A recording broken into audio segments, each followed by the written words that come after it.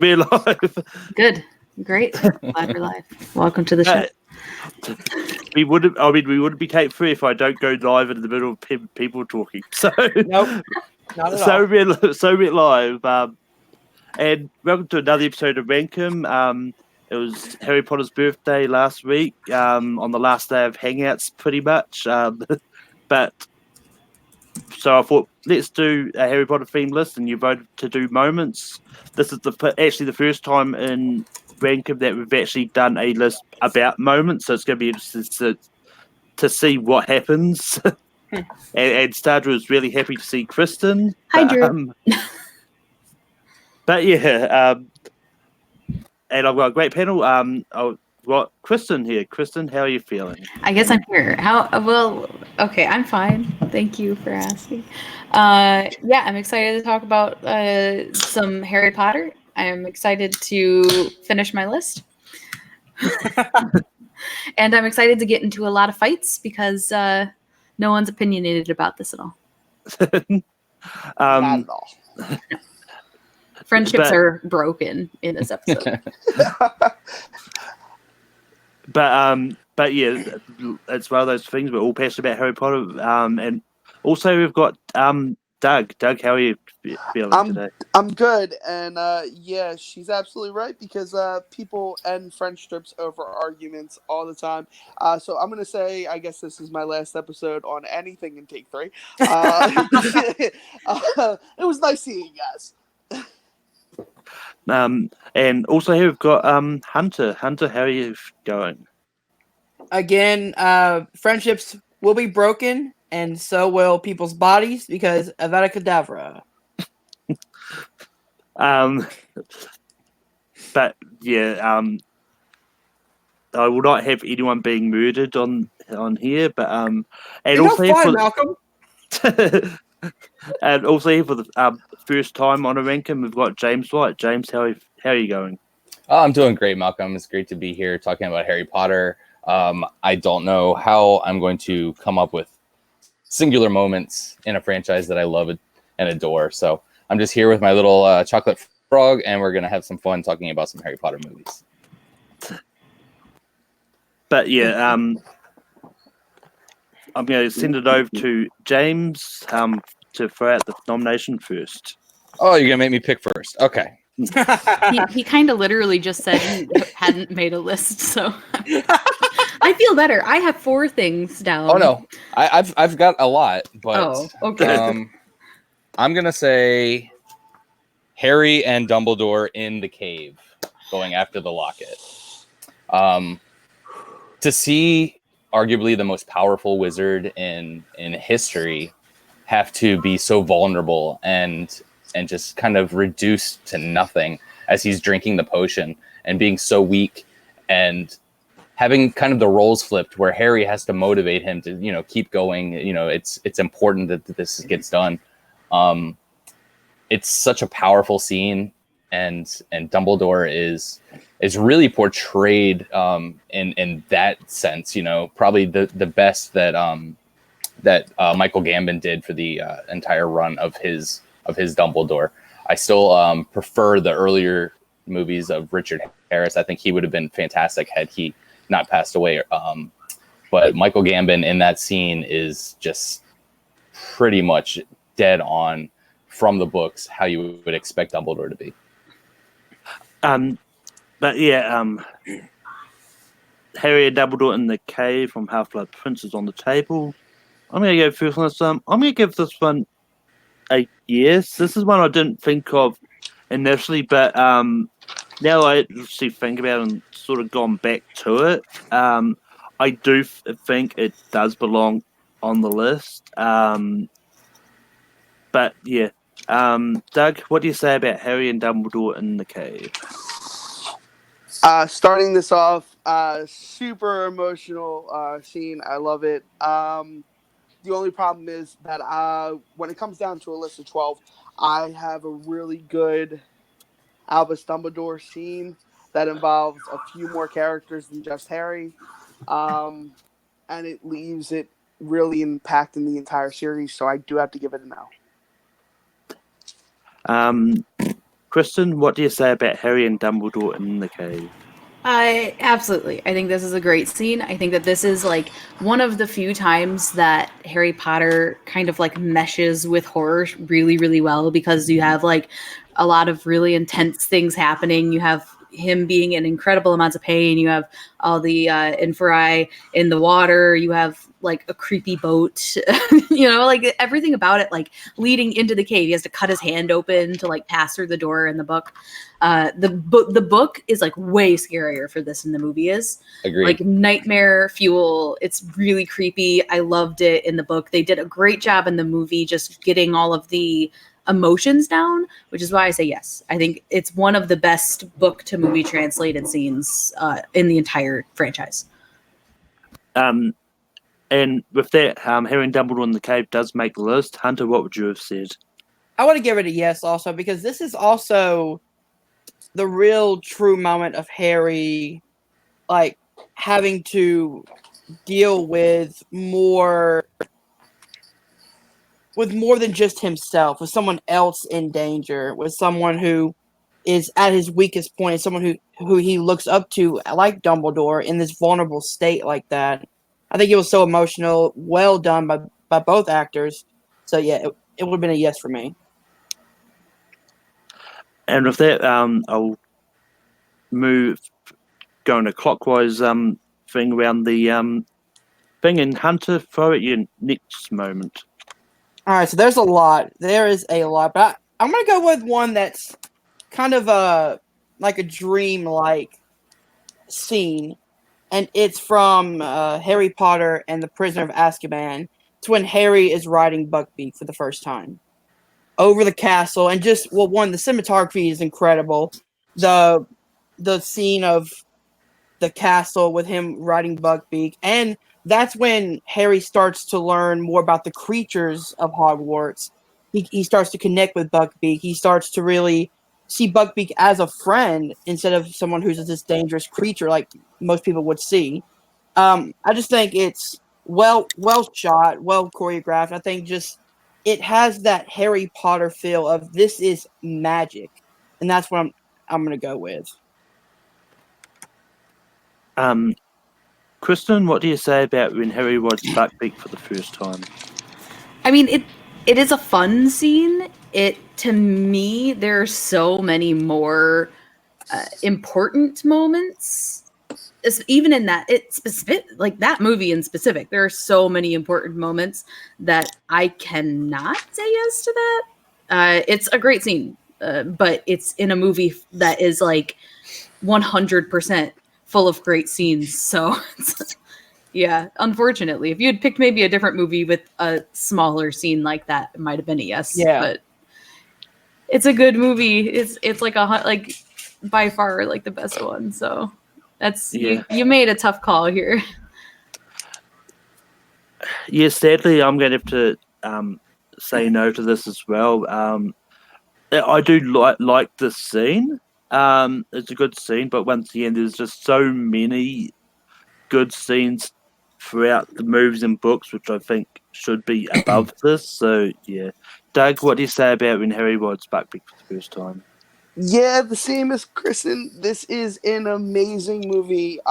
It's literally my favorite of all the Harry Potter movies. Mine too. And if you would have picked maybe a different scene, I would have gave it to you definitely, because there is an overabundance amount of scenes that just give this movie where it took it into a whole nother level. But that's a no for me. And James, what would you have said about when Harry rides Buckbeak? Yeah, I've got to echo what everybody else is saying. I do love the scene. I think it's a very, very magical scene, like Hunter said, but it doesn't stand out as one of the top scenes as the series for me. But I do appreciate that scene, and I love Harry and Buckbeak together. They are great together. And with that, I'm going to go. Sorry, Hunter. No problem at all. I didn't I'm going to expect to get on anyway, but I'm going to go to Kristen. Kristen, what is the next thing you're going to nominate? I think I think that any one of these lists kind of has to have an introduction. And the best introduction of any franchise, I think, to a new world is when Hagrid meets Harry. It as a child reading the books, you are, the first couple chapters, you're like, what does this mean? And where are we going? And then Hagrid busts down a door and brings a cake out of his pocket and gives someone a tail. Like it is such a fun introduction to this world, but it also you're as a kid reading these or watching the movies, you are so in tune with like what Harry's thinking and feeling that you are like in awe at the magic. And it's such a fun introduction to a world. It's a perfect way to get this new character involved. Your Wizard Harry is a cultural iconic line of cinema at this point. So I there is no way that this isn't on the list. If someone says no, I'm disowning you from my life. Yeah, like this moment was instantly the first one that I wrote down. I mean, just for your Wizard Harry alone, it makes this like one of those scenes which is really a must to have on this. There really isn't much more to say about this. Doug, what do you say about? Yeah, I don't know if you guys can read that, but it's right there. Your Wizard Harry is literally the almost the most iconic line in the entire series. It's something that everybody refers to. I remember being 12 years old, watching this movie for the first time, and being like, "Can I do that? Can I do that, please?" And it was just magic. So yeah, absolutely. And James, what would you have said about your Wizard Harry? No, I think it's kind of a cliched moment. I don't really think it should be, on a list of special. Of course, it's on the list. It's the best thing. James is really pushing the limits here. He's like, I really don't want to be. No, it's got to be way, way, way up there. If it's not number 1, 2, or 3, I mean, come on, it's the most iconic. You said it's one of the most iconic, Doug. It's the most iconic line in the entire series.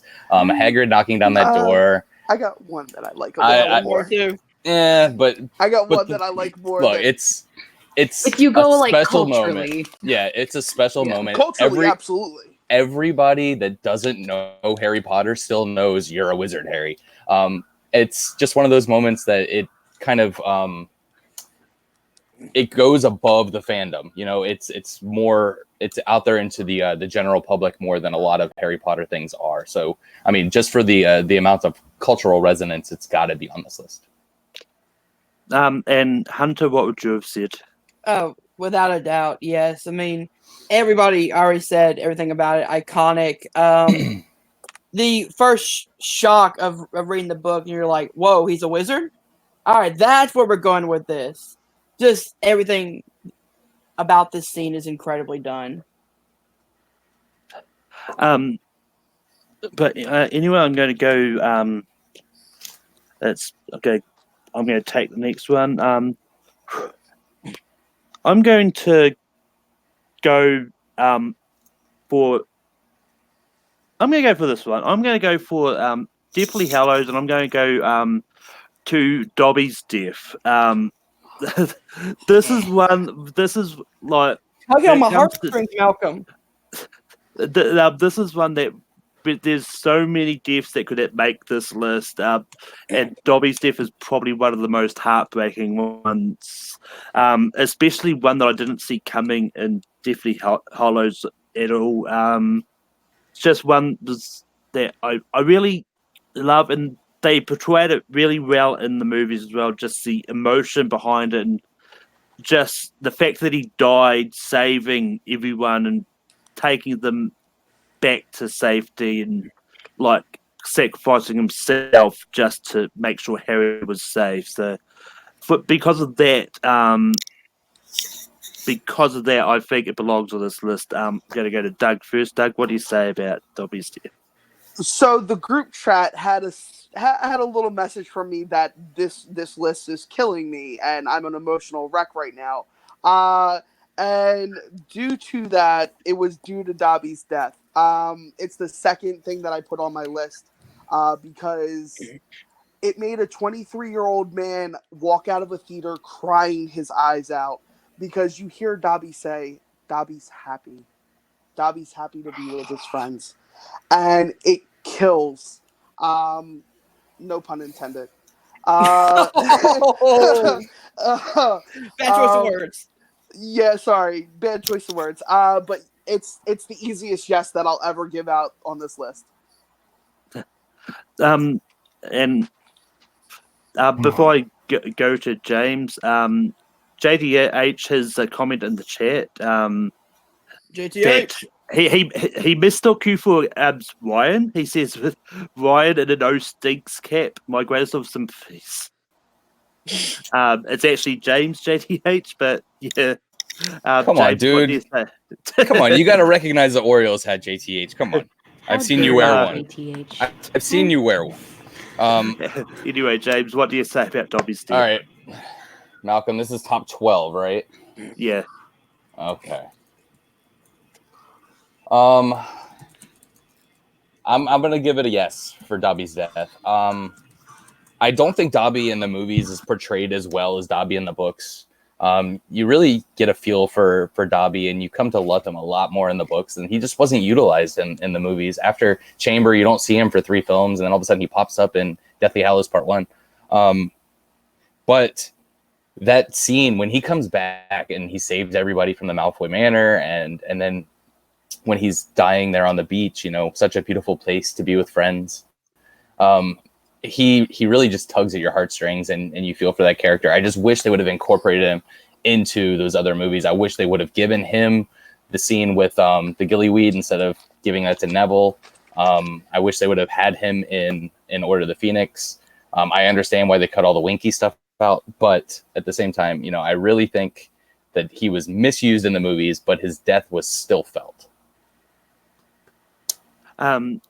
Yeah, no, I mean, I wish they just kept it as Dobby in Goblet of Fire as well, but they may have had budget restraints or something that they had to change it. But there's no budget restraints in the Harry Potter franchise. I don't know. There's probably a reason that they changed it. Anyway, Hunter, what do you say about Dobby's death? Oh yes, it's a very easy yes. Everybody already said it. The fact that he sacrifices himself to save Harry Potter, the same guy who saves him in Chamber of Secrets, and he dies in the arms of friends. So emotional, so well done. It's a yes for me. And Kristen, what would you have said about Dobby's death? Yeah, this was on my short list, so I think it's a perfectly good thing to have. I think I agree with James that it has more weight in the books because you spend more time with the character, but it also has a lot of important story moments. Because it happens, Harry is able to actually convince Griphook to go into the bank with him, and it does more than just you killing off Dobby. There's a reason for it. It progresses the story and shows what Harry's character is, and I think that it's a really important scene. And Doug, it's back to you for your first nomination. All right, so I'm tossed up between 2 nominations. I'm going to break your heart either which way I go with it. I think both these moments need to be on it, so I'm hoping that someone else nominates it, but I don't think we'll be going through the 12 that quick. I'm going with Snape's memories, aka Always. It's one of the most titular scenes in Deathly Hallows Part 2, where you see that Snape was never the bad guy. He was always there to protect Harry because of how much he loved his mother. Snape is... that's why in the epilogue you see him name him one of the most bravest wizards he's ever known. Snape is so integral to the entire series that why not give him the best part of him, the best memories of him to this list. So Snape's memories is on the table. James, what do you say about Snape's memories? Yeah, absolutely. I'm sure every single one of us wrote this down on our list. It's really a central moment of the series. You know, you know this character, or you think you do, for so many films and so many books, and really you get a lot more backstory and you see kind of his motivations. I don't agree that you realize that he was never a bad guy, because he definitely did a lot of things to Harry that he really didn't need to do. He was a dick, but you kind of understand why he was a dick, because James was a dick to him, and he just had all this resentment because he sees Harry as, you know, the second coming of this person that bullied him. So he was not always a good person, but you kind of understand his motivations a lot more. So it definitely needs to be on the list, because there's so much backstory there. There's so many of those heartfelt moments, and it's a very good pick. Hunter, what do you say about Snape's memories? Yeah, this is the first one that I wrote down. And this is the line that I feel is on par with your Wizard, Harry, is always. The way that Alan Rickman says it, when Dumbledore's like, after all this time, and he goes, always. Just, you see the pain and agony that Snape went through in this scene alone. And the fact that he pretty much gave his life for Harry and then gave him his memories to say, hey, this is the reason why I did all I did to you. It wasn't because I hate you personally. It's because this dude was, you know, a huge dick to me, and somehow he took the girl that I loved. And out of spite, this is what I did. Overall, the scene is beautifully done, and it's definitely yes for me. Kristen, what do you say about Snape's memories? Yep, for sure. I think this is another case of it being more powerful in the books than it is in the movies. I think they did a fine job, except the fact that they gave Lily brown eyes in the movie. Just saying. Like, heck, only 20 million characters say, you have your mother's eyes, and then they give her green. It's just, okay, sorry. It is a huge pet peeve of mine. That is the laziest. Give her contacts, correct it with CGI. It's not even a big deal, and yet it's a huge deal to me. It's good. It's really well done in the movies, but in the books, I think it's still better. And it is a huge turning point for, you know, how Harry views Snape. And then when, you know, he starts to trust him, then Snape kills Dumbledore. Spoilers.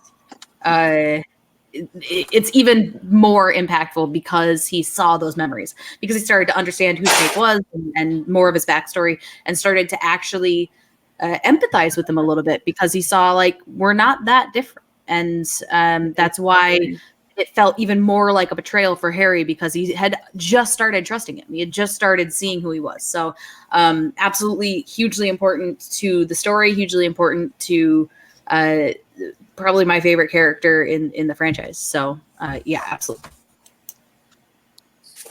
So, but yeah, I would have said yes to it as well. Snape's memories is definitely one of those ones that's a very impactful scene, and I agree with Kristen's sentiments about the eyes. But as it is, the eyes have it, and it's making the list. But but anyway, it's back to James. Oh man, I have like 4 of them that I have to get on this list, and I don't know which one to go with first. All right, it's between these 2. All right, I'm going with this one. It's Not My Daughter, You Bitch. Seeing Molly Weasley with all of her pain and all of her anguish, you know, seeing Fred dying, and all the stuff that she's gone through and her family's gone through all over these course of films and books. And you see Bellatrix Lestrange just going after her daughter, and she's not having it one bit. And you see that she is not just some housewife. She is a powerful witch. And she comes in there and she takes out one of the most powerful Death Eaters that Voldemort had. And she does it with style. And Molly Weasley saying, "Not my daughter, you bitch," is just one of those moments where you just stand up and you want to clap and cheer, because Molly Weasley's amazing, Julie Walters is amazing, and just that scene is just the best. Hunter, what do you say about Not My Daughter, You Bitch? It's going to be a yes for me. Everything that James said and more. Just, again, like, the fact that she was able to go toe to toe with Bellatrix and then kill her shows how much of a powerful witch she is, and she was doing it to protect her daughter. Motherly instincts come in, and that famous line, "Not my daughter, you bitch." So it's gonna be a yes for me.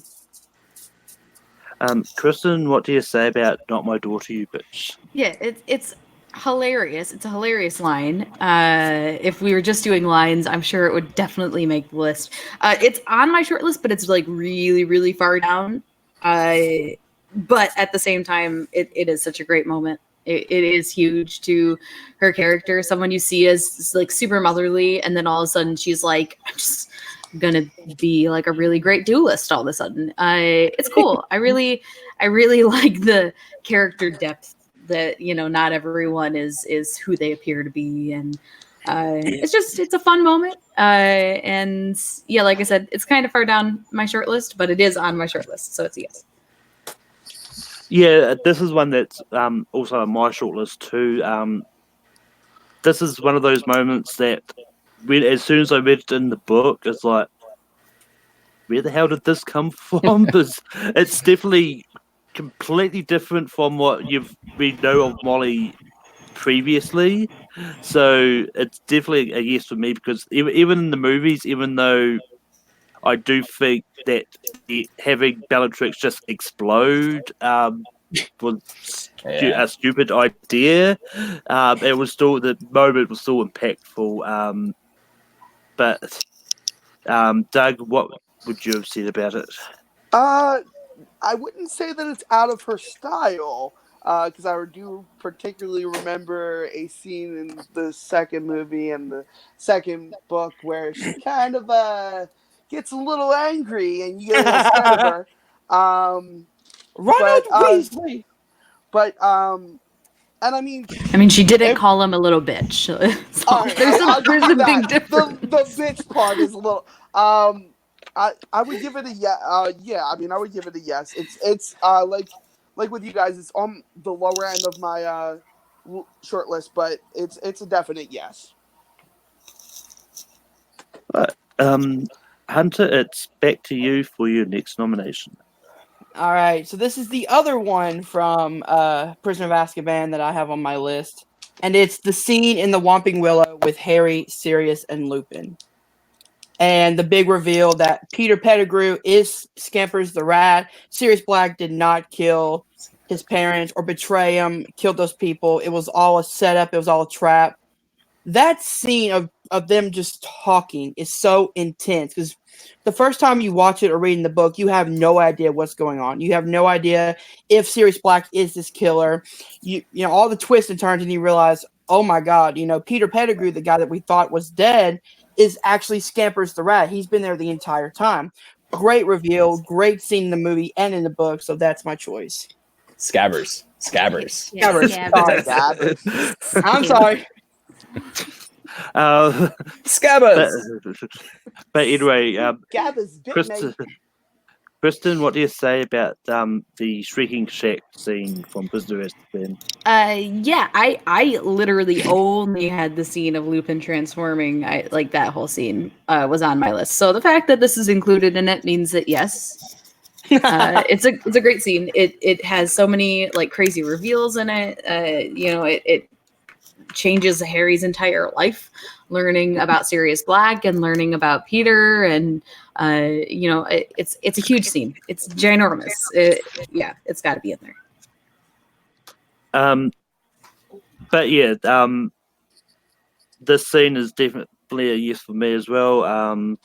Like even just Sirius still desperate to kill Pettigrew, but like 12 years I've been waiting for this. In Azkaban.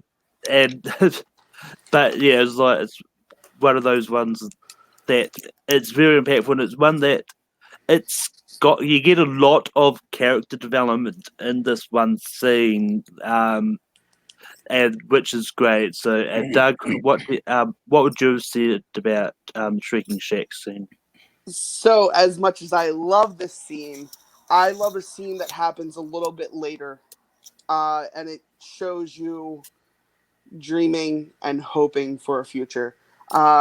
So it's pretty much already made the list anyway. But yeah, I would have said no, just because I think there's a better scene between Sirius and Harry in that movie, with them by themselves, with hopes, dreams, and the future.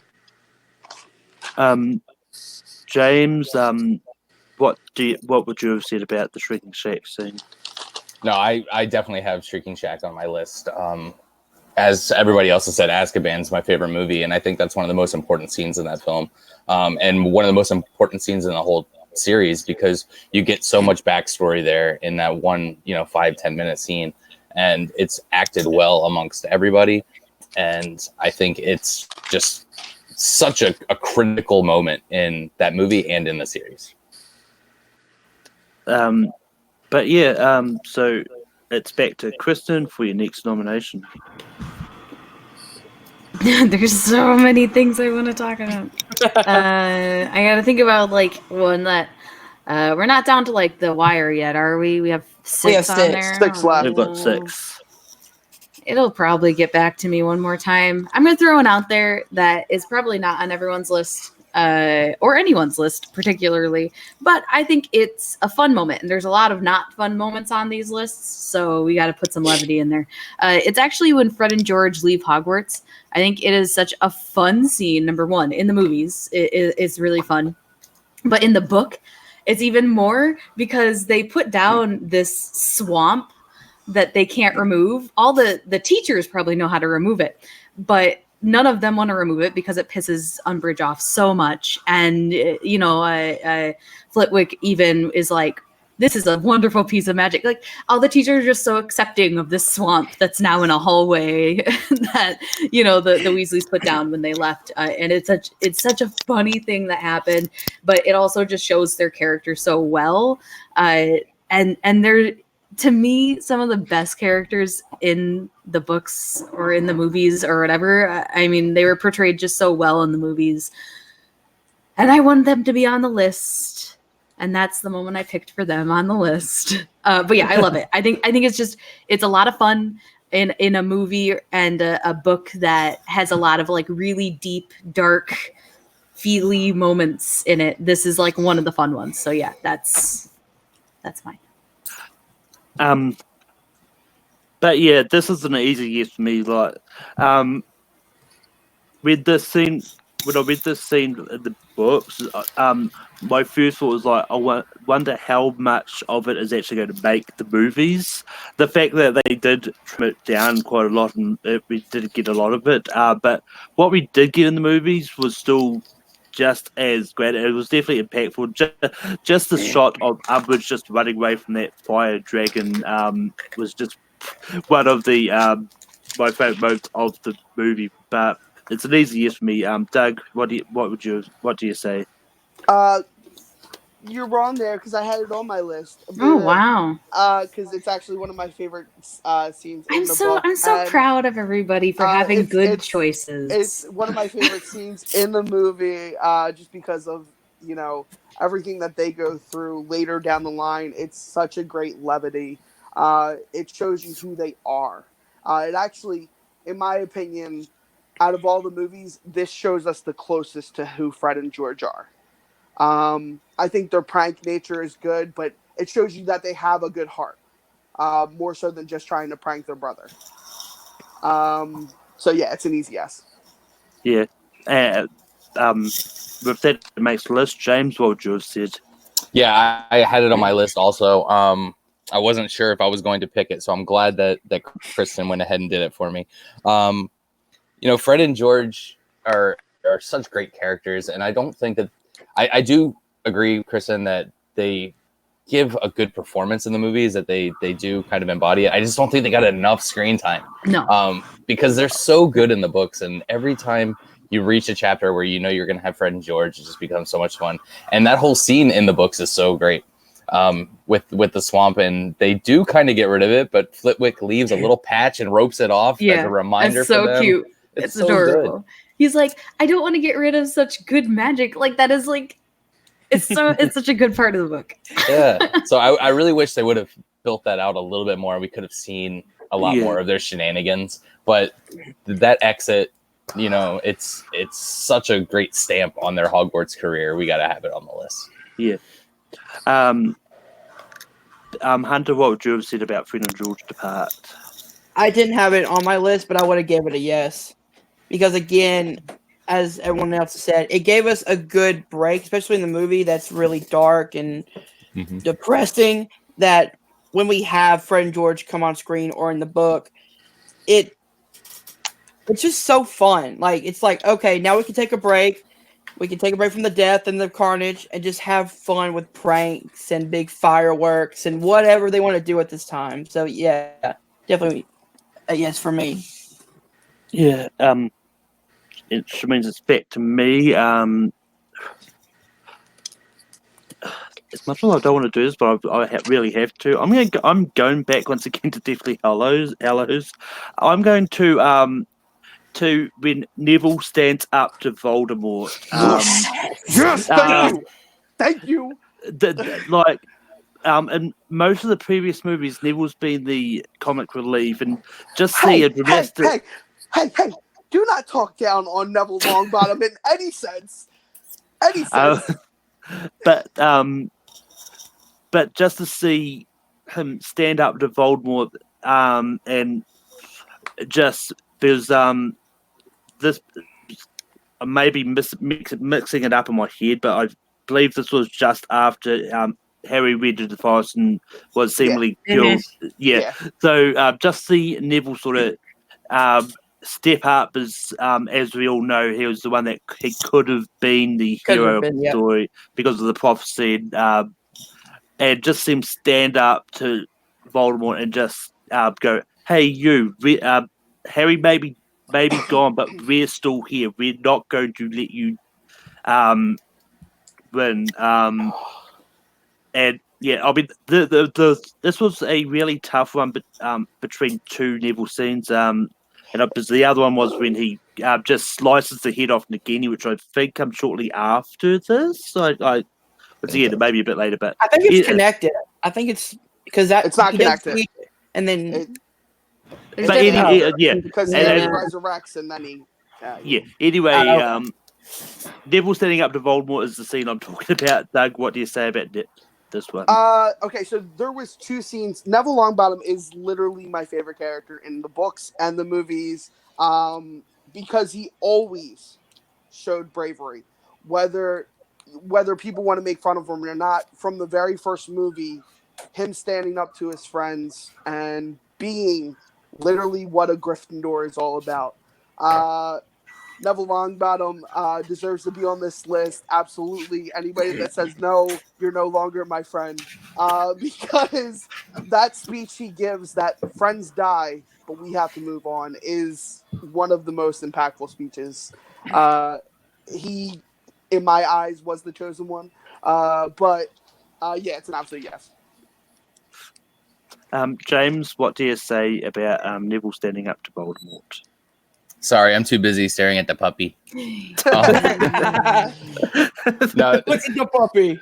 It's a great like scene. 20 more views when Ash is in movie or in a video. So no, it's a great scene, and I agree. It was on my short list too.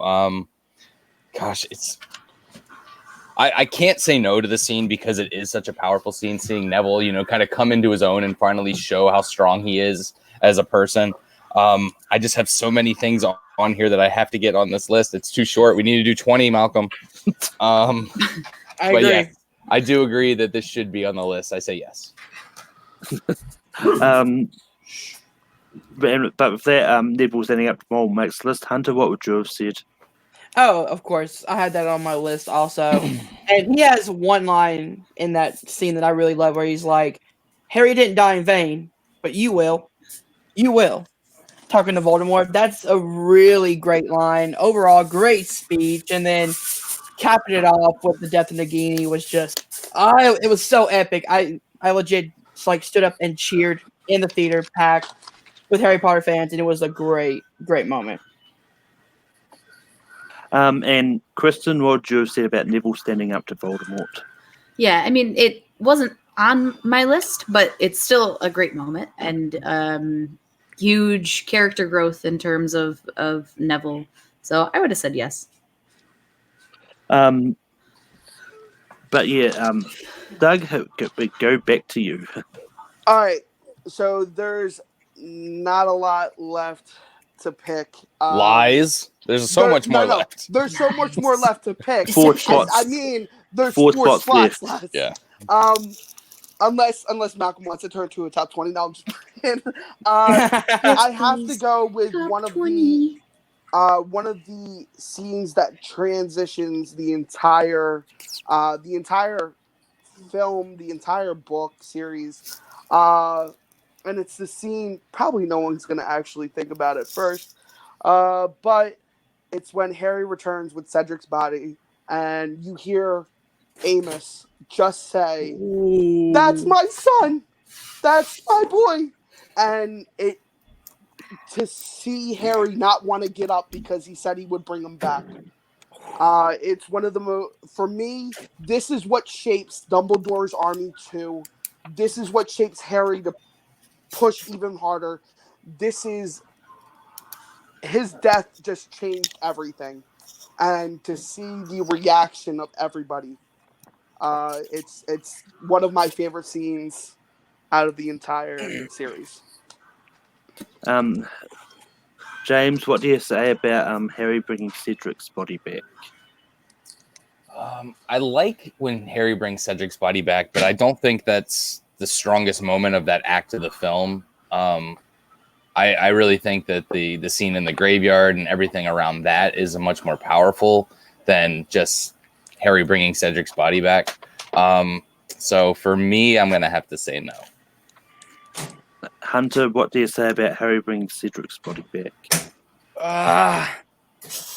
I do really enjoy this scene. Well, not enjoy, but you know what I mean. You know what I mean. Heartless crew. Such a heartless way to answer that. But I do agree with James that I think the graveyard scene is the best scene of that entire movie. So I want to give it a slight no. Kristen, what do you say about Harry bringing Cedric's body back? Matt in the chat says someone isn't a Hufflepuff fan. Well, I am a Hufflepuff, and I still say no. So sorry, Matt, you're wrong. No, it is a great scene. But yeah, it's not like the great scene. It is really good though. It's a good mention, but we only have so many left. Once we get down to this point, we start being like way more selective about what we put on the list. Yeah, I mean, this is one that if it was brought up earlier, I probably would have said yes to it. You should have put this out there first, so I probably would have said yes. Listen. I couldn't risk not having Snape's memories on the list. I'll be happy with my one choice because I have a feeling I'm not going to get many more. But yeah, I also would have gone no on this. It's And one of those. all wrong and heartless to watch a father cry over his son's body. Heartless. Heartless monsters. But anyway, apparently we're all heartless. James, what's the next moment you're going to bring up? And proud. Well, the next scene that I was going to bring up was Voldemort being resurrected in the graveyard, the little Hangleton graveyard. That is the culmination of 4 books and 4 movies worth of kind of the dread of Voldemort returning and the possibility of this evil coming back into the world, and you see it come into a physical form. You see him having Harry up against that tombstone, and you see him touch him in the forehead, and all the Death Eaters coming in, and that's kind of when shit gets real. For the first couple of movies, they're having fun, they're flying around on brooms, they're catching snitches, and then Voldemort is all of a sudden back, and things kind of get real, and it really kind of turns the tide for how serious they're going to get in 5, 6, and 7. And not only that, but I mean, Ralph Fiennes is fantastic in that scene. He just brings that menace that you need with Voldemort. And Harry, it's such a vulnerable scene too, because he sees his friend die. It's not the fact that he's bringing him back for everybody. It's that he's there and he sees his friend die, and then he sees his friend come back as a little spirit and tell him to bring his body back. That's really where the power of that whole film is. Yeah. But yeah, Matt says in the chat that he loves how everyone has their names up, and James is just pumping his Twitter. Hunter, what do you say about the graveyard scene? Yeah, I just said that this is probably the best scene in the entire movie. I stand by it. It's going to be a yes for me. Everything that James said and more, I love. Now, correct me if I'm wrong. This was the first time we actually saw a death by Avada Kedavra in the films, right? No, you because technically you see Harry's mother. Yeah, you see Harry's mother. Technically. Oh, that's right. Technically, yeah. Yeah. But It's not the fact technically, it actually happens. Well, yeah. Well, You don't this hear In it. flashback. It's the Yeah, first yeah, one in yeah, real we time. don't hear it. Yeah. Like, he doesn't say it. Lucius But- almost says it in the second movie. He's Yeah. like, Avada, But- yeah. But so you actually see the full effect of it in this one scene. You see, so dark, dreary, like very well done by Ray Fiennes. Just everything about the scene is incredibly like well mastered. But yeah, Kristen, what do you say about the graveyard scene? Yeah, it's also on my list. So it's an easy yes. It is such a good scene. Again, a great kind of horror influence scene in a children's book or movie, right? Like these are for children, and so when you throw in scenes like this, it like ups the game a lot in terms of what mentally you're capable of taking in. And Joe gives a lot of credit to children for being able to process these kinds of things. This came out and I was in elementary school still. I think I was in 5th grade, but still. And as a 5th grader, you're reading all these really crazy things, like a death of a main character and watching this very evil person present themselves. And there's a lot of very big ideas in here, and you never once feel like you're overwhelmed to a point where you can't go any further. It's just the way that Joe writes, I think, is brilliant in this scene in particular. And if this was just a book list, this would be like my number one. I think that this is such a good scene, and it expresses so many important things for young readers, and it is expressed in such a great way. But it is both a movie and book list, and so there's a lot more in here, I think, that are really, really good. But yeah, it's a yes, easy yes. But yeah, like the graveyard scene would be an easy yes for me. It's just one of those ones, like with being the first time you see the death of somewhat of a major character. Like Cedric wasn't that used a lot in the movies, but I mean for Goblet Fight especially, he was probably considered a main character in that book anyway. So he got pretty high up there in the billing, so I'd say he's a main character. Yeah. Doug, what would you have said about the graveyard scene? No, no, no, I'm not that butthurt. As long as part of the scene makes it, can we just make that whole thing a scene? No, I'm just playing, guys. The graveyard scene is pivotal. Yeah, let's just use that as a word. Pivotal to the entire going forward. While I think everybody seeing Cedric is a little bit more important because then Voldemort's real. And the whisperings actually talk. It's actually, there's talking throughout the entire movie before it's proven in 5.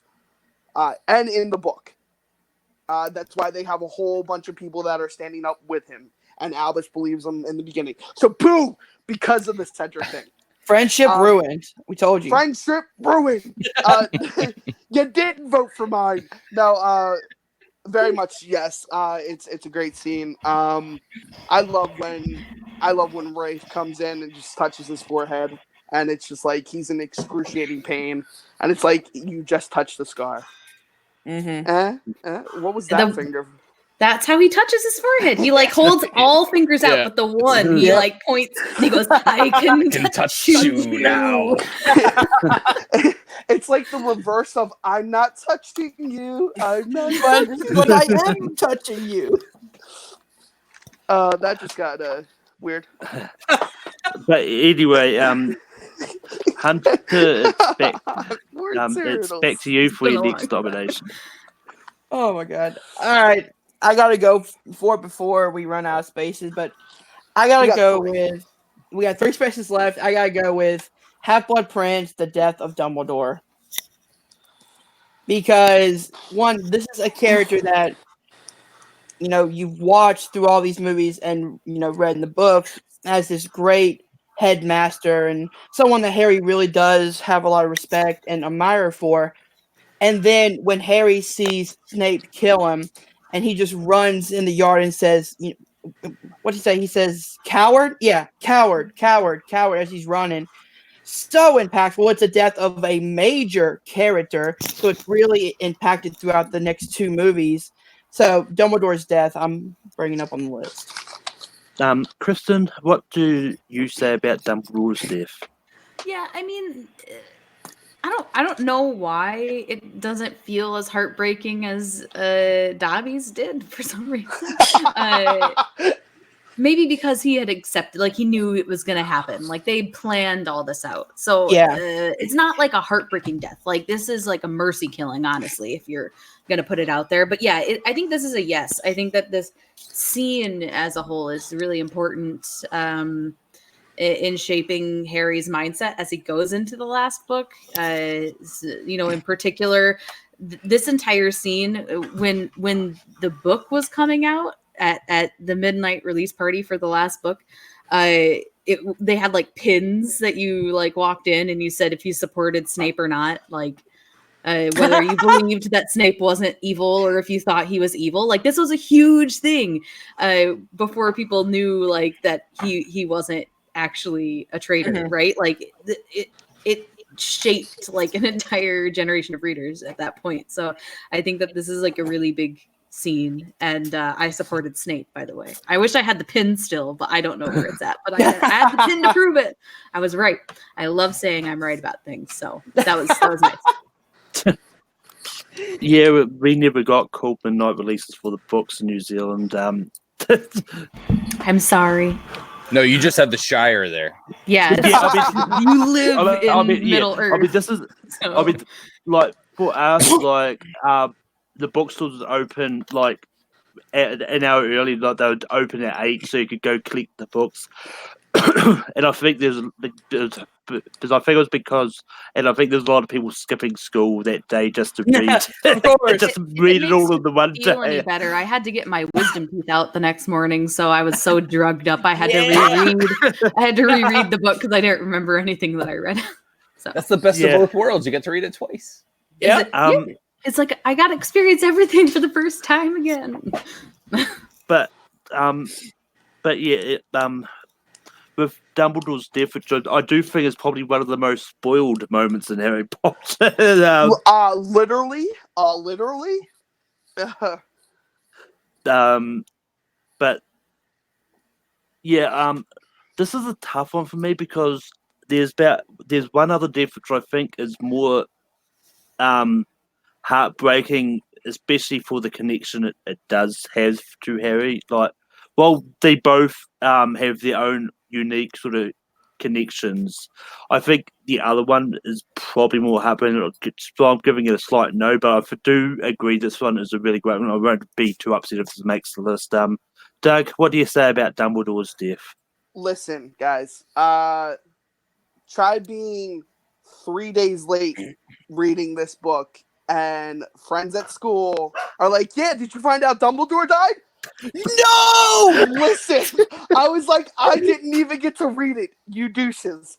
So this moment has always been very tainted to me. I actually think his death is better portrayed in Snape's memories, just because you find out how powerful it is, and why it's so powerful. So it's a no for me. James, it's down to you. Does Dumbledore's death make it onto the list? And Doug just summed it up for me right there. I think it is more powerful in Snape's memory than it is in actuality the first time you see it. So it's also a no for me, although it hurts me to say that because Dumbledore is such a beloved character. I would have this at like 13 or 14. Like it's definitely right there. But we're just down to the wire here, and I can't add it on there when I have like 3 or 4 more things that I would put ahead of it. James is so selfish, is what we're hearing. Yep. Is that James only wants his list represented. No, it's in Snape's memory. We already have Dumbledore's death on the list, just in Snape's memory. That is one of the biggest cliffhangers in it. If you would only watch the movies, it's one of the biggest cliffhangers in cinematic history. It's also a huge cliffhanger in novelizations. Not knowing whether or not Snape actually betrayed Dumbledore is a huge point to leave off on. If you go back in your brain to when I know, but what's happening, that is. I had it spoiled, so I can't put myself into that frame of mind. Fault. It is not the book's fault that you have shitty friends. I wouldn't have spoiled it. Thank you. Listen. Anyway, Kristen, it's back to you for your next nomination. I'm sure this won't make it on because it's not on James' list. No, so Everything you've said so far has been on my list, Kristen. This is a weird one. I don't know how many other people will have this one, but for me, I think one of my favorite scenes in Deathly Hallows is right before Harry goes to face Voldemort, when he uses the Resurrection Stone and his parents show up. And oh gosh, right there. I almost wanted this not to be on your list, James, just so I could use this. No, I think it's such a cool scene. Number one, because Harry's only seen his parents a handful of times as he can remember. So the chance to say goodbye to them or hello to them, right before he goes to face Voldemort, I think is really huge. He gets to see Lupin again. In the books, he expresses a lot more sadness. Like you get more in the books, and he knows he's Teddy's godfather at that point. He's so sad that both Lupin and Tonks died. And there's a conversation there that happens in the books that you don't quite get in the movies. That's really heartbreaking. And then, as he talks to Sirius, who really is the only person that Harry has ever viewed as a father, he asks him a really super heartbreaking question. Does it hurt? Does it hurt to die? And Sirius is just serious. And, he's just like, it's just like falling asleep. Quicker than falling asleep. It is like a crazy scene in that you get so many emotions playing out, but at the end of it, all the fear is gone. All of the, do I have to do this is gone. And all that's left is just resolve. I have to do this in order for, them to defeat Voldemort. He doesn't know if he's going to survive. He has no idea what's going to happen, but he's resolved. And for me, Harry's great as making you connect to the story because he has emotional outbreaks every once in a while, but for the most part, he's a very even-tilled character, right? It's a great vessel for you to transport yourself into his mindset, right? This is one of those scenes where Harry as a character stands out. This is one of the only scenes for me that Harry as a character stands out. Just the resolve he has in the face of death. Crazy. So yeah, that's why it's on my list.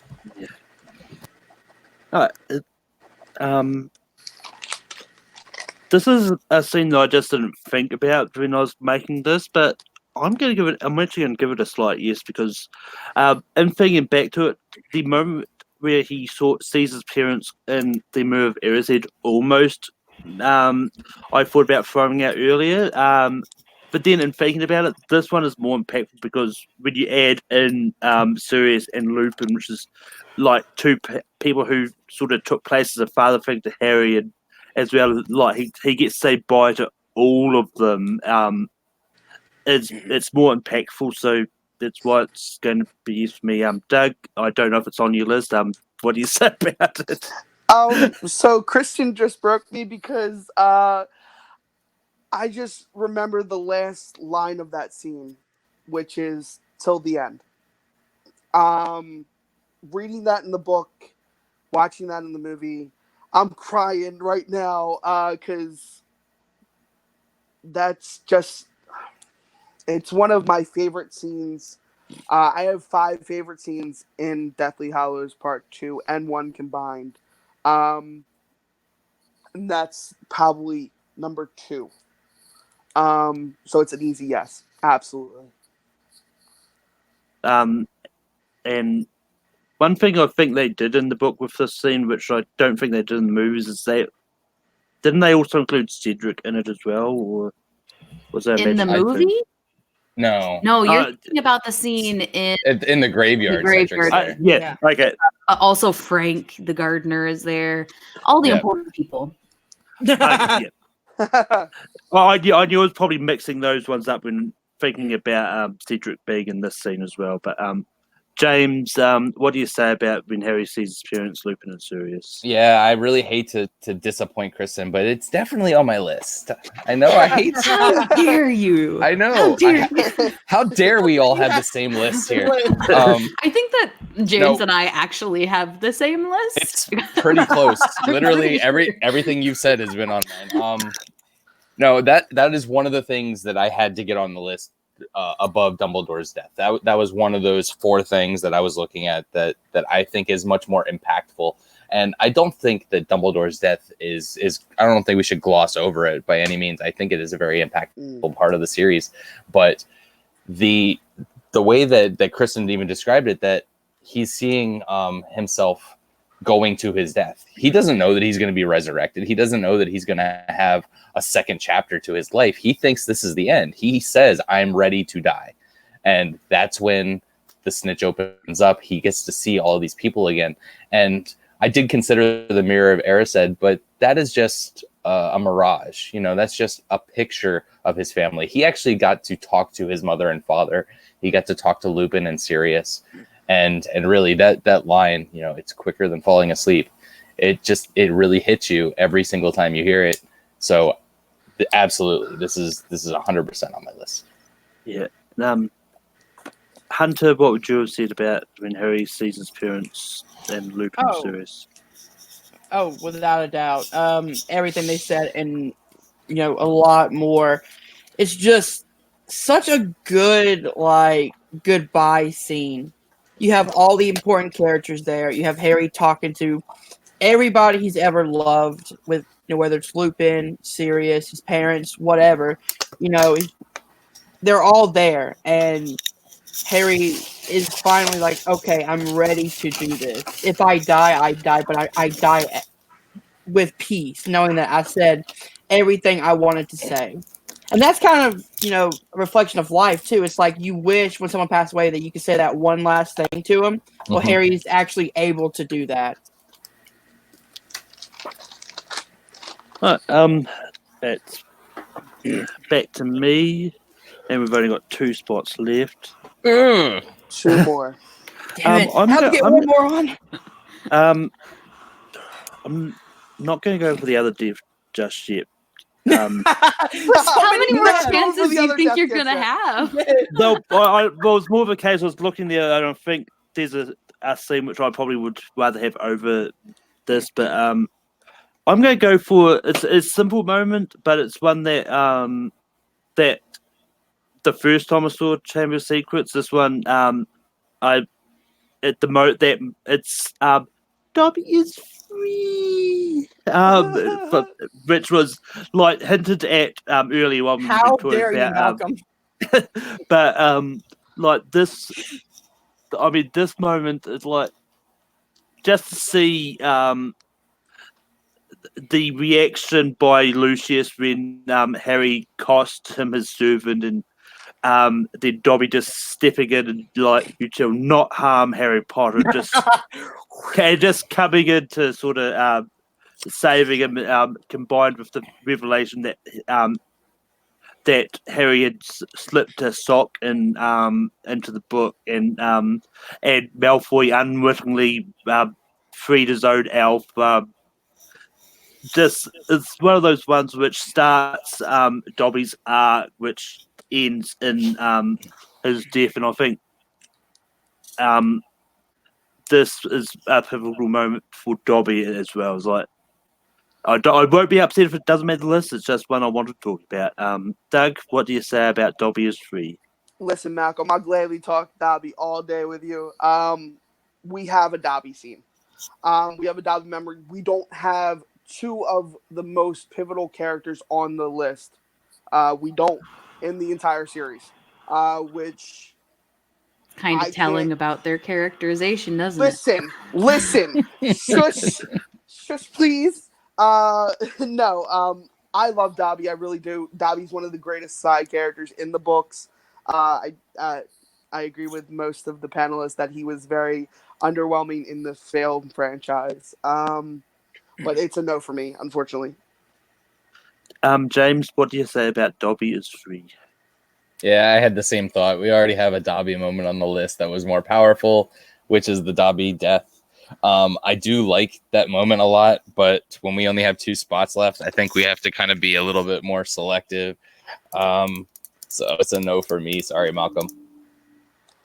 It's all good. Hunter, what do you say about Dobby is free?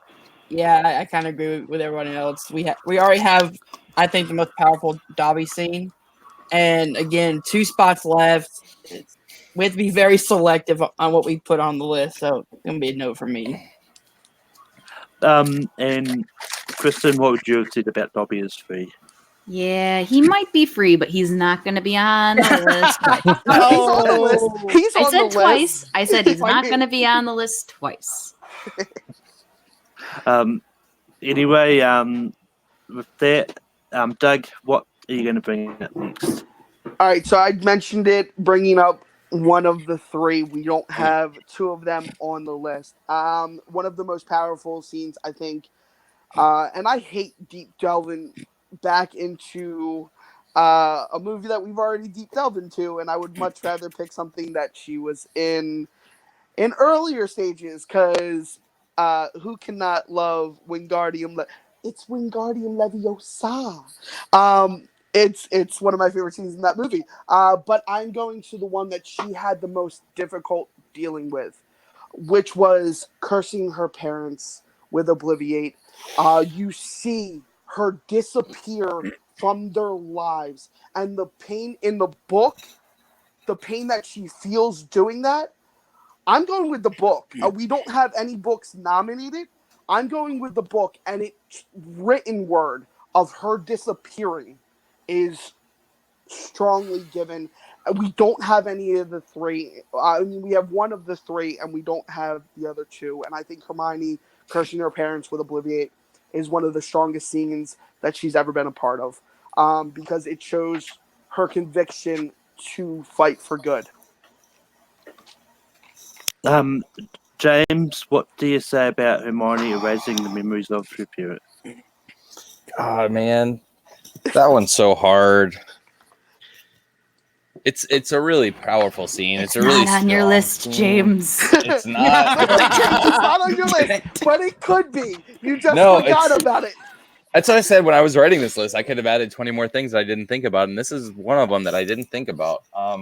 It is a really strong scene, and it does show a lot of her character, but oh gosh, it's so fleeting, and it's this is really, really hard for me because I do love the scene. If you would have asked me like 3 rounds ago, I would have said no problem. We didn't have 3 rounds ago.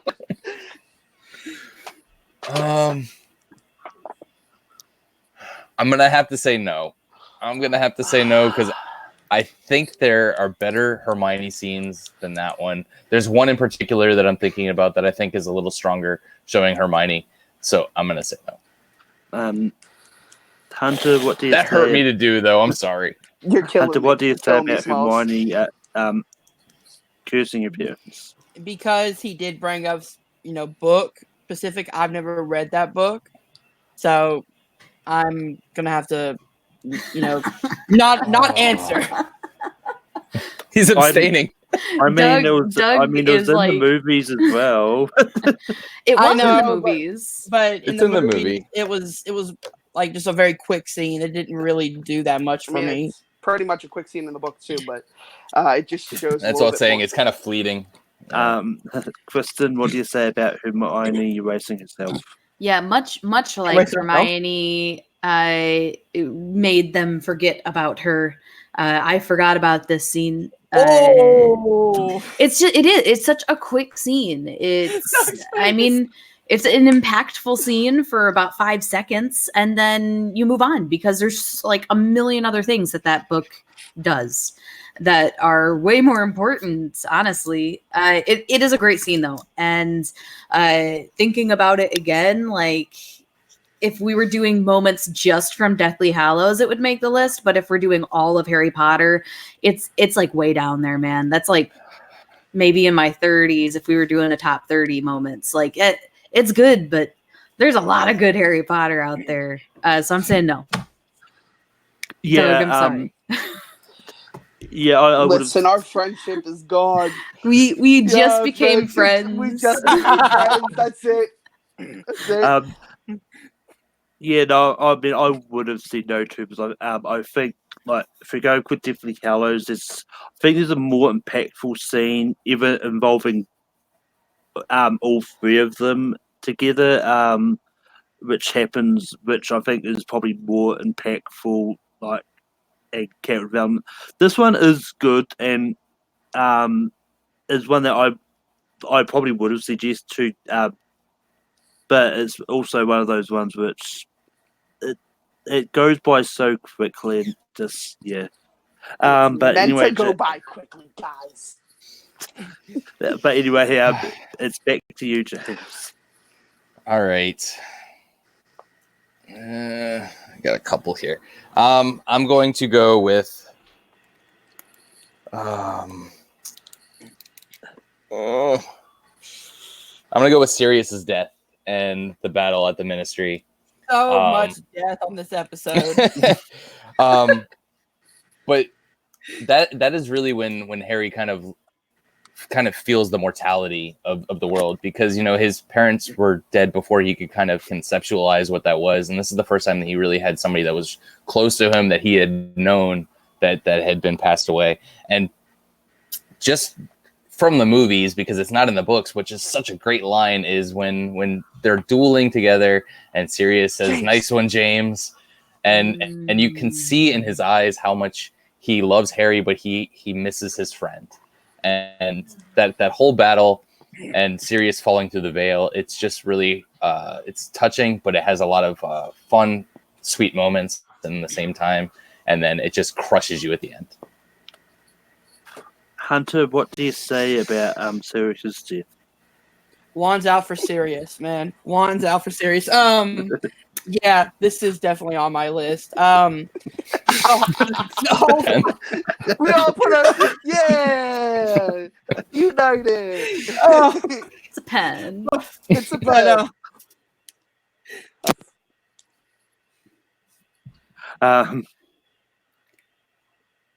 He's muted. You're muted a little bit, Hunter. There. Dun dun dun. You've gone muted. See, this is what happens when you take your runs. I can hear you now. There we go. But this whole fight scene, it was really technically well done. You could see everything. The battles were really intense. And then that big bomb of Sirius dying and going into that big mirror thing where you don't know where he went. That's so the veil. The veil. And I love how in the movie the music just stops and you hear nothing, and it's Harry in slow-mo. Like, just everything about the scene is perfection to me. So yes, it makes it. Yeah. The veil, not to be confused with the Brooklyn veil. The Brooklyn veil. No. Kristen, what do you say about Sirius's death? James put it out there because because who likes that? if we call it the battle at the Department of Mysteries instead of Sirius's death, I say yes, because I think that just Sirius's death is really small of a scene and not a scene in it of itself. If we call it the battle of the Department of Mysteries, sure. because that's on my list. Specifically that. Yeah, I Yeah. that's Yeah. what I was saying. Like the whole Just all of fight it. there. Yeah. the whole fight Semantics. there. It's semantics, Yes. but it has to be the whole fight and not just the death. The death is really important, but the fight as a whole, you see the core group of people. You want Ron and Hermione on the list. Here's your chance, because they do a ton in this scene to get them to the scene. They do a ton. She's pitching it. She's pitching it better than you. Hey, you got to do what you got to do. You get all the main characters. You get Luna in there. You get Neville in there. You get Ginny in there. You Ron, Hermione, and then when all hope is lost, the Order comes in, and Kingsley's there, and Lupin's there, and Sirius is there, and they kick ass, and it's awesome. I didn't know we could pick 20 minutes for one scene, so that's why I was kind of narrowing it. It's a the scene. entire Yes. But I did say, scene. I just say the battle at the Ministry. I think it's one chapter of the book, and so I feel like it totally fits as one core scene. Yeah, it's also one chapter in the DVD.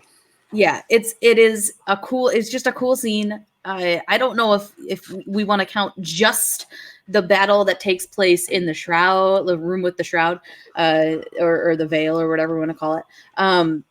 Even then, you still get your core group of people. We still get all of the awesome Death Eater battle with the Order. It's all there. Sirius's death is there. Great moments. It should be on the list for sure. Yeah, I'm willing to amend the title. Thank you. Yeah, I My only mean, yeah, I was about to say is like it's what I would have called it. I mean, it's the reason I'm separated about Hogwarts, because that's pretty much a lot of there. Yeah.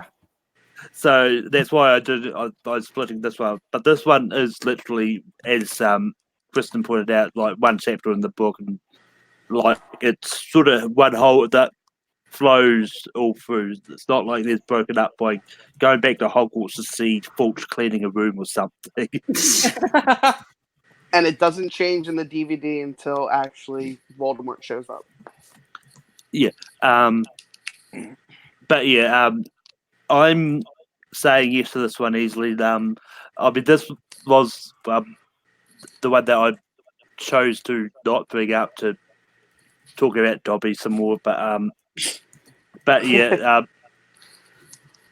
this was a very impactful like moment. Just like whether it's Sirius's death, which is impactful on its own, but the whole fight scene as well, like just seeing everyone there, because this was the first sort of major battle in the movies that featured more than just Harry and Voldemort all around. So yeah, Doug, what would you have said about the Department of Misty's battle? Yeah, it's an easy yes. The Battle of the Ministry is one of my favorite scenes in that entire movie. Just because of how serious it gets. No pun intended. Dude, not cool. Too soon. Listen, it's not too soon. Get out of here with that noise. No, but it does seriously get serious super quick. I'm gonna keep saying it. Sorry, guys, but yeah, my thesaurus is missing. Sorry, I can't come up with a better word. So yeah, no, it's a yes easily, and we got one left, guys. So it's gonna be a battle. Of rank 'em in a couple seconds. This is where everybody doesn't become friends anymore, because we don't vote anybody. This is where everybody's like, no, I'm not voting yours. I got a better one. Yeah.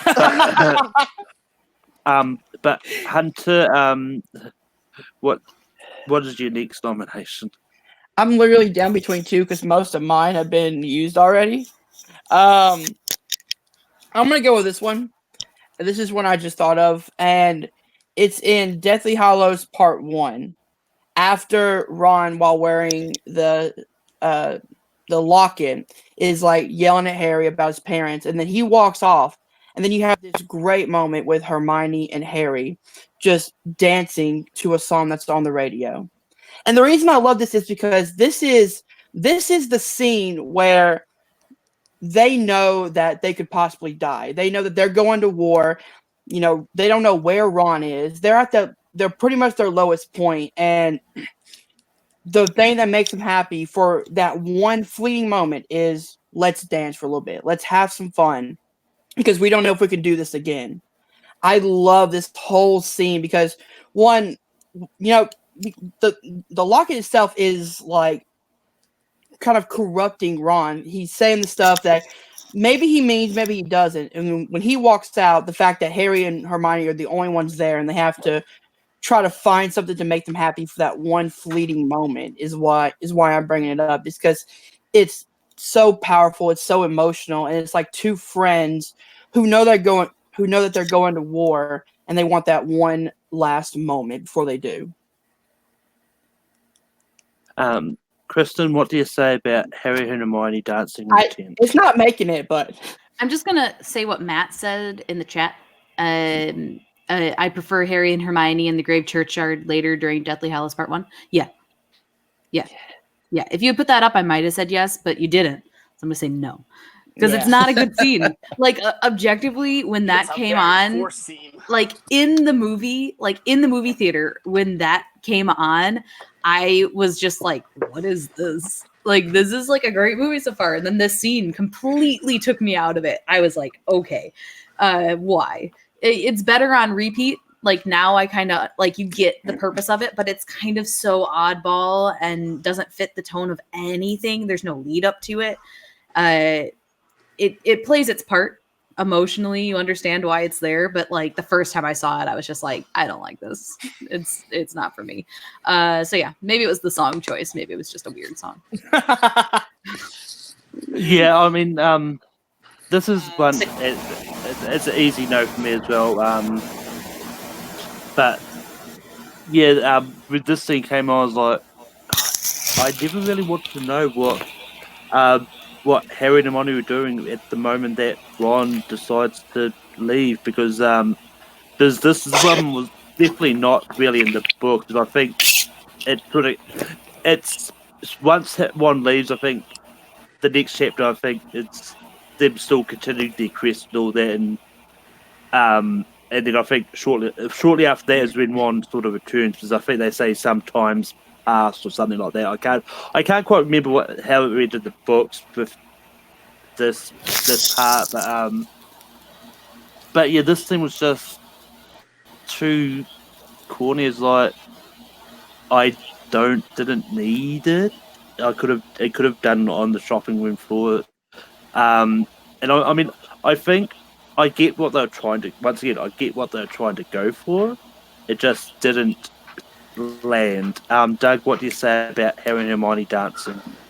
Yeah, sorry, Hunter. This is actually the easiest no that I've given tonight. This scene was so force-fed because they wanted to please all the Harry Hermione love thing and force a love triangle that was never actually there. Yeah, no, I hate this scene whenever it comes up, and it's like they try to force feed it to you, and it's I still hate that scene. And James, what do you say about Harry and Hermione dancing? Everybody said it. That scene is really bad. I don't like it. It's a terrible song. It's so out of place. I don't like that scene. I hate to, rain on your parade, Hunter. If you love that scene, good for you. I'm happy you do. I've never been a fan of it. Yeah, it just feels really out of place.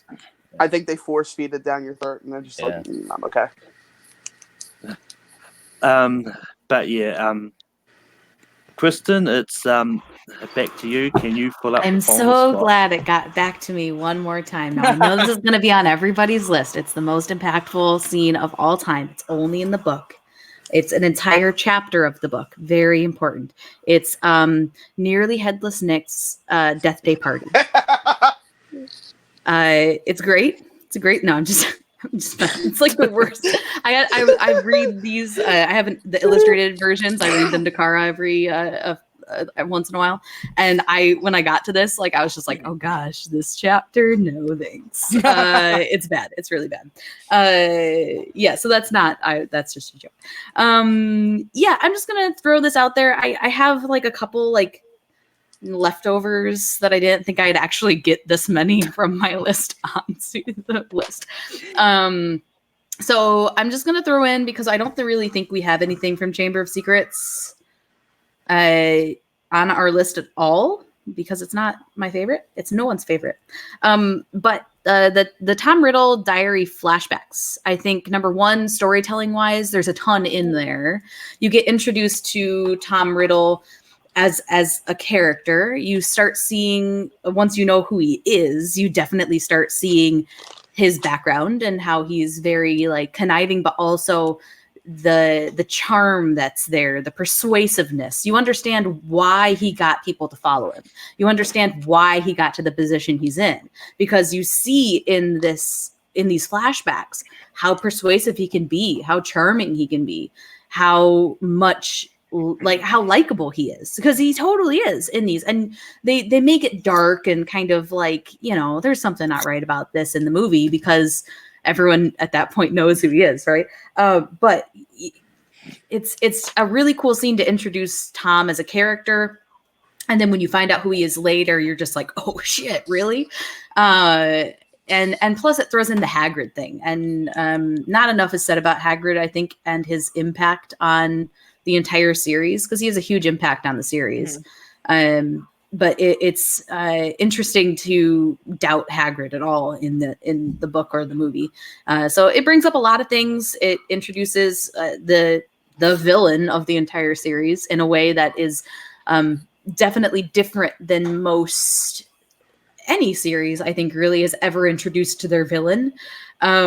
And it's a cool thing. Like I don't think I've ever read something like that before, where you reading a diary will transport you into basically time. It's just cool. It's like a cool feature of magic. Like magic is awesome.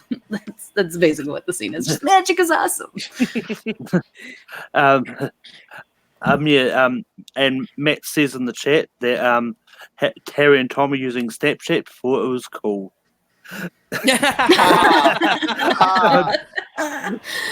Oh, Matt. That still isn't cool. I understood that reference. But yeah, the diary flashbacks is going to be a tough one for me to say no to, because while I do like it, there's one more scene that I think should be on this list above it, and I really do like the scene. It's just I just can't say yes to it. It's no. Doug, what do you say about the diary flashbacks? Evil Eye is looking at the computer screen. I'm scared now to say no. She holds my fate. It's just that's how my eyes look. Oh, okay, gotcha. Normal. Gotcha. That's how they look normally. Yeah. Oh, okay, gotcha. So no curses. Don't obliviate my mind. No. You included one of my favorite scenes in Chambers of Secrets, which is where he goes up to Hagrid and basically falsely accuses him. But because you slumped everything together, if you would have just chose that scene, I would have given you an instant yes. I'm not a fan of this version of Tom. I'm a fan of Slughorn's memories of Tom. I know. Tomato. I mean, nitpicky. really. I know. You're being nitpicky about the actor used. The characterization is the same. No. He is definitely more conniving when it comes to Slughorn. Because Slughorn is showing the memory as he remembers it, and in the diary scene, you're seeing the memory based on how Tom Riddle wants Harry to see it. That's what I'm saying. You start seeing how conniving he is and how persuasive he is, and that's why he's so evil. Because you want him to be evil, but you like him in that diary flashback. And we have now transferred over to movie Battlegrounds, guys. Dude, there is a reason why I'm never in these debate shows, and it's because I would completely own them all, and I don't have time for that. Just saying. So if Cody Newberry's out there, no, I don't have time for that. I think that was a challenge. No, but listen, you literally named almost every scene that's on my list, every moment that's on my list. If you would have literally narrowed it just to the Hagrid scene, I would have given it to you. Like I said, I just think it's too broad. So it's a no. You're too broad. You're right. I have broad shoulders. What do you want me to say? James, what do you say about the diary flashbacks? I just love that Tom Riddle all of a sudden turned into Jack Nicholson in A Few Good Men. You want me in this diary. You need me in this diary. Oh, God. This is the first one that Kristen's brought up that wasn't on my list. Well, fuck you too, James. I didn't say I wasn't going to say yes. I didn't say that. It's one that I didn't think of, and it's actually a really good one. But, I mean, she just told me to go fuck myself, so no. I say no. I'm not surprised. No, it's a really good scene. I completely agree. I think it's a really powerful scene. And like I said, I literally don't have a list. I never get this many on a list, honestly. So I have nothing left. It's such a strong scene, but I do think that I do like real hard. I like Slughorn's memories a little bit more of I seeing some of the past stuff. First thing I thought of, I wish I had thought of the other one. Yeah, oh no. Man, I'm going for a perfect a list. I have one that isn't mine on here, and that just it's a really good pick though. But I gotta say no. And Hunter, what would you have said about the diary flashbacks? I want to give it a yes. Well, Hunter's my best friend.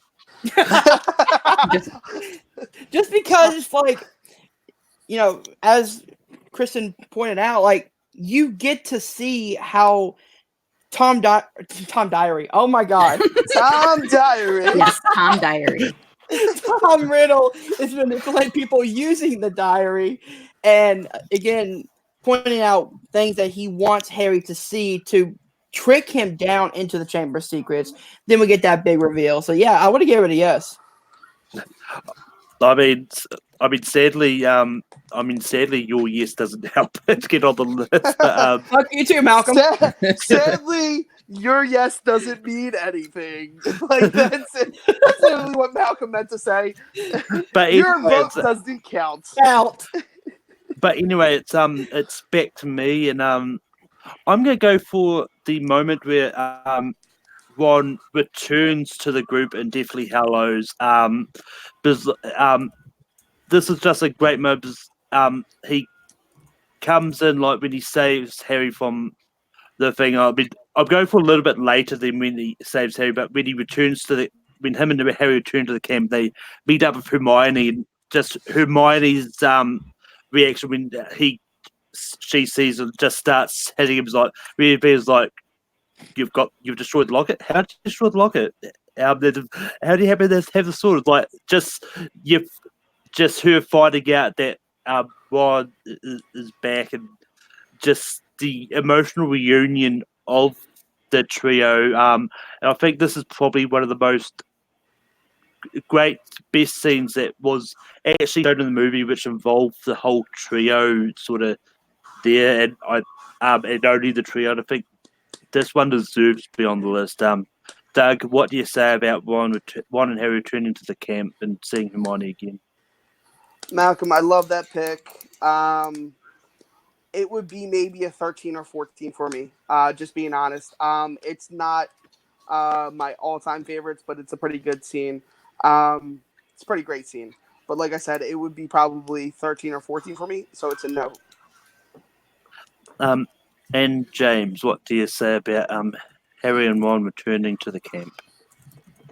Yeah, I don't like that scene that much either, because I don't like Ron's motivations in that. I don't like that he kind of abandons everybody and forces him to come back. I never thought that was who Ron was as a character. I always disagreed with that. I thought that he was much more loyal to his friends to abandon them, whether he was wearing the Horcrux or not. So him returning was nice, but I don't think he should have left. So I'll say no.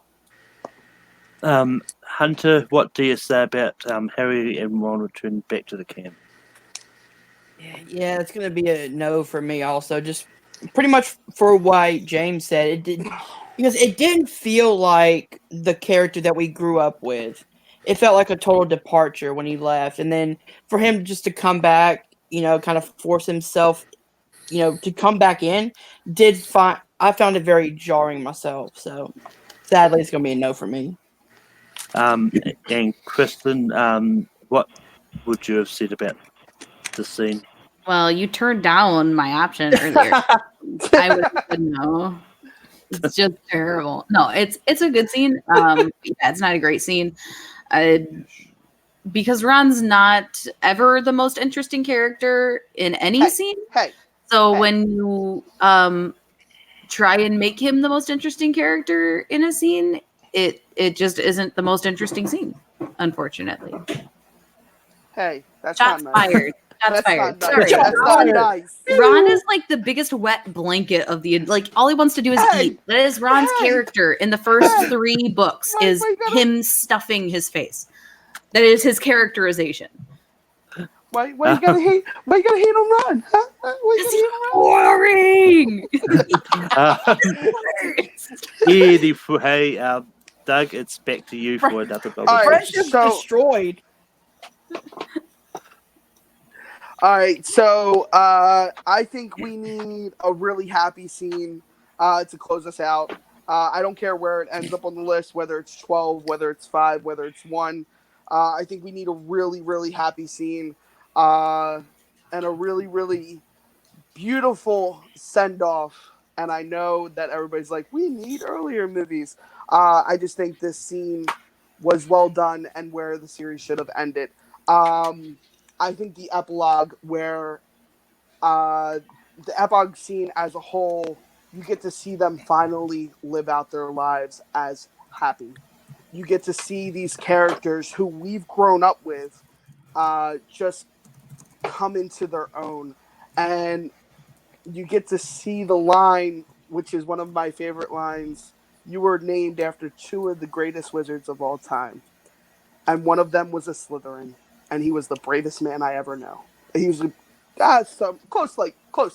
But yeah, the epilogue's up. I think we need a happy scene. We have a lot of really dreary scenes. But yeah, epilogue. And I believe the line was, "You were named after 2 of the greatest headmasters Hogwarts has ever seen." That's right. Yeah. All right. Well, listen, you're a random Harry Potter person.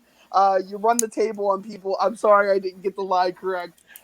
Beat me with things later. It's okay. It's still one of the greatest scenes to close out a series. Anyway, James, what do you say about the epilogue? I don't know if it's just me, but I've never been a big fan of epilogue. I think seeing a few parts of it was nice. I do like Harry's interaction with whichever one it is, Albus Severus. Yeah, Albus Severus. I like his interactions and kind of, what you were saying with the quotes. It's a very nice quote, but I think if we would have ended the film without the epilogue, I think it could have been a much more powerful story. You didn't need the epilogue added onto it to be like, oh, and everybody lived happily ever after, and now they're going off to Hogwarts. So for me, it kind of felt tacked on, even though I do enjoy it. I just don't think it was necessary. So I would say no. Yeah, I mean, we all know James is just holding out to put a curse child no. thing. We're all going to say no. No matter what James brings up next, we're all going to say no. That's perfectly fine. It's fair. Hunter, what do you say about the epilogue scene?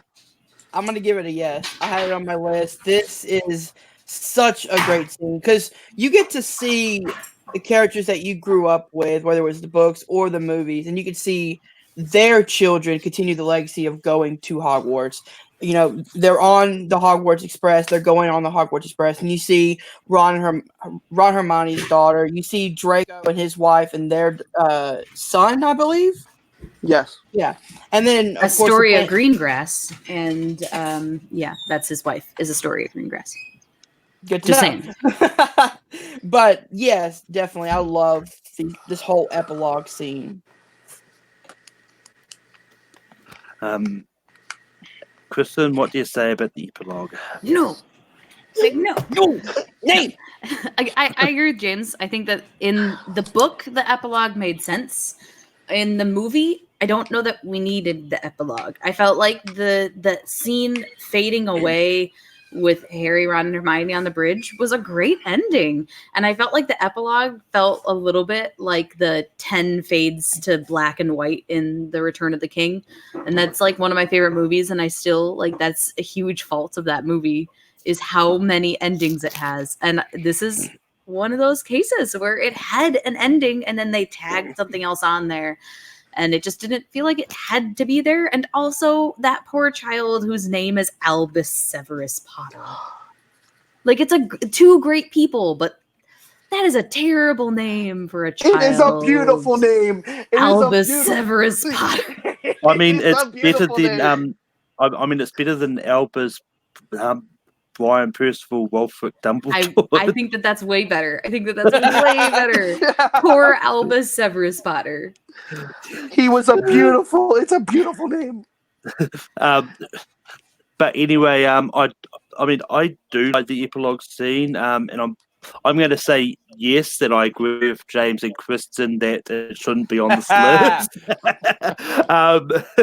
But He's like, yes, Doug.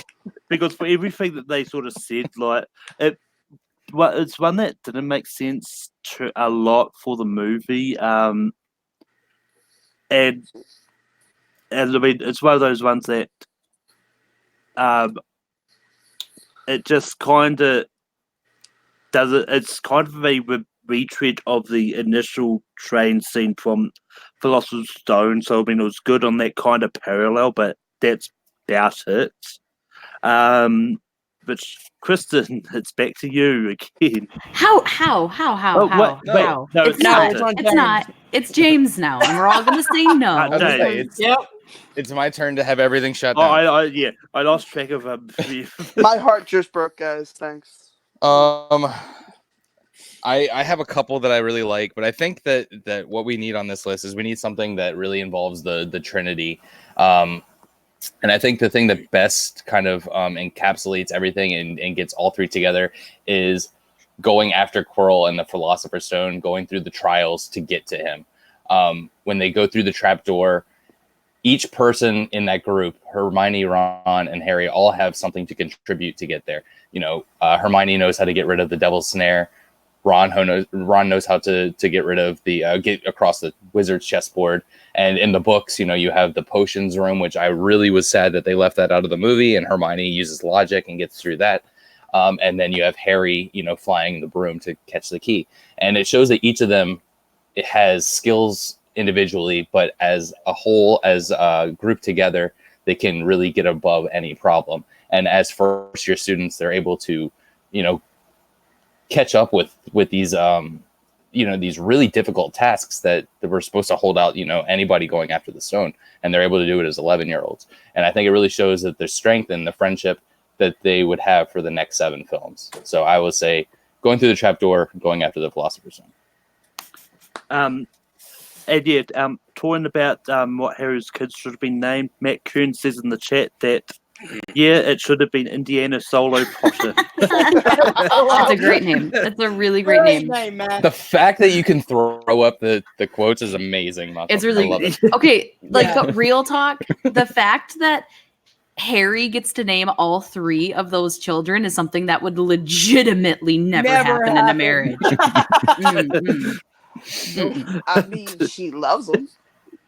It would never happen. I know it never happened. There was a 0% chance. Listen, he broke my heart. But anyway, so Hunter, what do you say about the whole sort of chamber sequence from Philosopher's Stone? I really want to say no, James, but damn it, you convinced me. It's gonna be a yes. Because, as he brought up, I like how each of the stage of getting the stone plays to their strengths. And you really see them as a team, as a unit, and what they can do when they really, you know, come together as the trio that we know. So, damn it, James. You convinced me. It's going to be a yes. But really? Come on, Kristen, bring it. Kristen, what do you say about it? Can I just say that Ron peaked in book 1? That is so sad to me that that's the best Ron is in the entire series. No, when It he plays is. Quidditch, he's amazing. Yeah. Amazing. Amazing. He's not really Oh man, I have Leave words. my wet I blanket have alone. words. Leave Quidditch my- becomes such an unimportant thing by book 5, which is when he starts playing Quidditch. To be fair, Oh. yeah, he peaks. That is his most useful moment to the Golden Trio. He should have been a strategist. That should have been his role in the trio. That could have been an easily thing like that. He should have been. That should have Joe. I don't know why you didn't do it. Has been one of my biggest pet peeves that you completely destroyed any chance of Ron being an important character to this series after book 2 because he became someone who just eats food and complains instead of being a strategist, which is what you set him up to be in book 1. Besides that, it's a good scene. It's a really good scene. I'm gonna say no because I said I was gonna say no, and I'm a woman of my word. I would say yes if I hadn't said I was gonna say no, but it's sorry. But yeah, Matt sums it up really easily in just this one is that it shows how shitty Hogwarts security is. That 11-year-olds can beat it.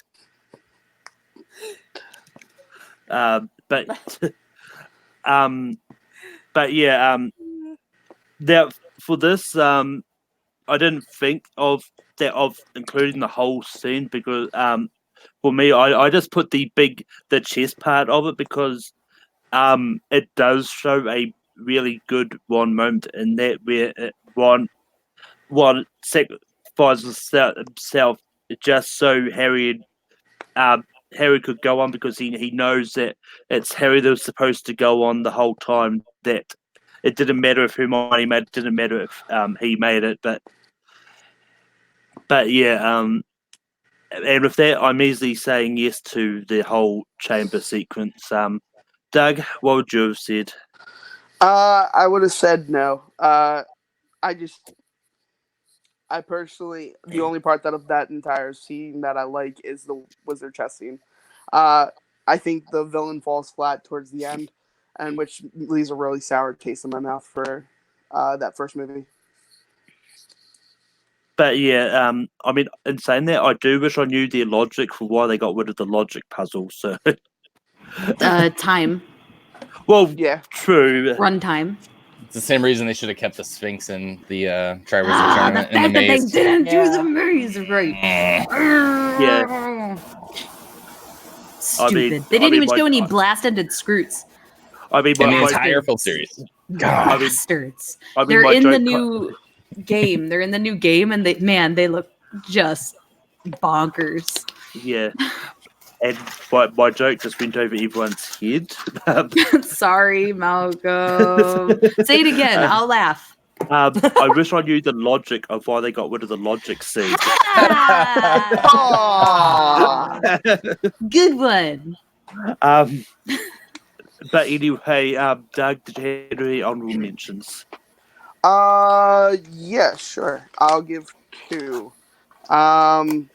The Godric Hollow scene, but from the book, because you get that really amazing line of inner dialogue where Harry wishes that he was sleeping with his parents underneath the snow. That didn't sound right. Sleeping with his parents underneath the snow. Listen. Still doesn't sound right. It never does. It will never. And then Harry and Sirius plans for the future. That was the one that is one of my favorite scenes in Prisoner. It shows that there's hope in a movie that's really, really dark. So yeah, those are the 2 that I'd like to honorable mention. But James, do you have any honorable mentions? Yeah, I have a bunch. The boats arriving and seeing Hogwarts for the first time. You get to see the castle, and you're kind of in the world for the first time. That's always a special moment. Hermione punching Draco. I love seeing Hermione, showing strength there. Harry casting the Patronus by the lake. I'm really surprised nobody said that one. What else we got? The Tale of the Three Brothers. I think in the movie, I love that animated sequence so much. It's such a departure from the rest of it, but it really fits, and I loved that. Dumbledore versus Voldemort fighting in the Ministry, which I think we can kind of tie that into ours. So I'm going to say that. And Hermione and Harry tricking Umbridge, and the Centaurs pulling her away, and Harry saying, "I'm sorry, Professor, I must not tell lies." I love that moment. So that's what I got. I think that's everything. Hunter, did you have any honorable mentions? Oh, and Felix Felicis, Felix the Felicis. pincers. Well, I had the entire Time Turner scene in Prisoner of Azkaban. Just so well done of seeing, oh, it wasn't Bug People, it was something else because they changed it. And then Harry does the Patronus trauma at the end. Notice this is him, and then you got that great scene with him and Sirius before he gets eaten or whatever, or his soul taken out. And then I have one more, which is the one that James just brought up, Dumbledore and Voldemort in the Ministry of Magic. That's it. Kristen, did you have any honorable mentions? I mean, like I said, all of mine actually made it on the list, except the one I just thought of because I had nothing else to bring up. Yeah, I think that there's a couple scenes with Harry interacting with Molly that are really great because he's never felt a mother's love before, and she's the first character to ever give him a hug like that. And make him a sweater. Yeah, that first Christmas, that is such a good scene. The first time she kind of like he shows up at the house and she just like immediately hugs him. Like that is such a good scene. Like when you start thinking about like his actual like background and stuff, like those are to me huge scenes. It makes me really adore Molly as a character. But yeah, this list is my list minus like one thing. So just saying. But yeah, like I've got a as you can see from me, I've got a really long list that I didn't get. But I had the McGonagall's dance lessons on there from Goblet of Fire. There's we had a lot of bit involving Harry on this list, but we didn't really get around to the other teachers a lot. McGonagall's moment where she does the priori incantation. I always want to use that spell. Just see it clear to her face. That combined with the scene when she's talking to Seamus, like, I get to blow up the bridge, blow it up, Blow it up. Yeah, and that. I mean, talking about other students, that whole bridge blowing up scene with Seamus and all that was great as well. Pixie Pandemonium from Chamber of Secrets, where Knockout wants everyone to send all the pixies back.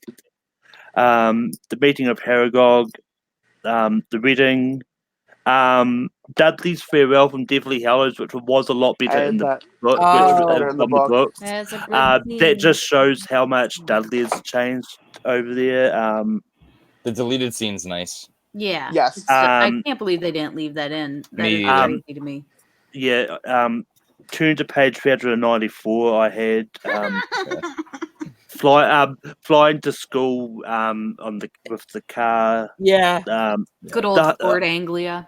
The Seven Potters scene I really enjoy. And I mean, if you haven't watched any Take 3 videos before and seen when we go live quite a bit, I also had the Expecto Patronum scene on mine because that's my notification tone, which I remember to actually turn off before I went live today, otherwise you would have heard it. But anyway, we get to the fun part where we actually choose on how we want to rank these. So we write down what we want for 12.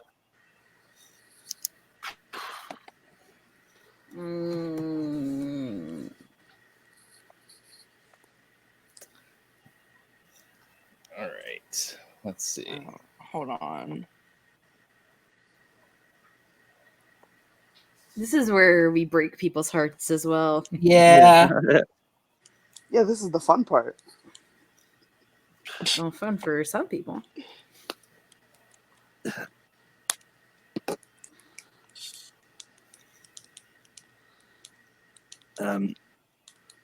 But yeah, everyone ready? Yep. I've got Harry and Dumbledore in the cave. Doug, what do you want for 12? Chamber sequence. James, what do you want for 12? Fred and George depart. Hunter, what do you have for 12? Fred and George depart. Kristen, what do you want for 12? I actually had Molly versus Bellatrix down at 12, which is where it would have been on my original list. So Fred and George depart is going to be 12. Mm.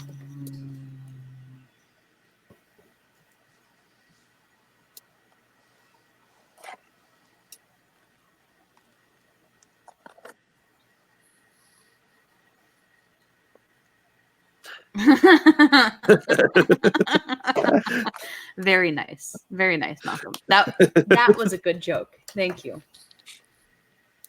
Everyone's like, he didn't make any jokes. But yeah, Doug, what do you have for 11? Chamber secrets. Chamber sequence. The entire Chamber of Secrets. The entire movie. The entirety of the movie. James, what do you have for 11? I'll put Molly and Bella at 11. Hunter, what do you have for 11? Molly versus Bellatrix. Kristen, what do you have? It's the same. Sorry, wind it the out. same. Molly versus Bellatrix. And I've still got Harry and Dumbledore in the cave. But Molly versus Bellatrix is going to be 11. Now I start having to think strategically here. Yeah.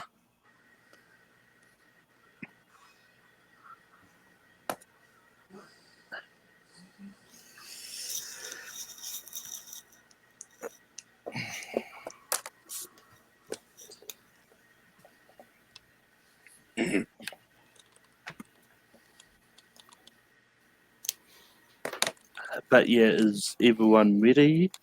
Yep. James, what do you have for 10? I have Dobby's death. Oof. Hunter, what do you have for 10? The chamber sequence, not of secrets. No, it is of secrets. Listen. What do you have for 10? I think that James is going to have to be a tiebreaker because I put Harry Yeah. and Dumbledore in the cave as. Hey, you want to reveal at the same time, Malcolm? Yeah.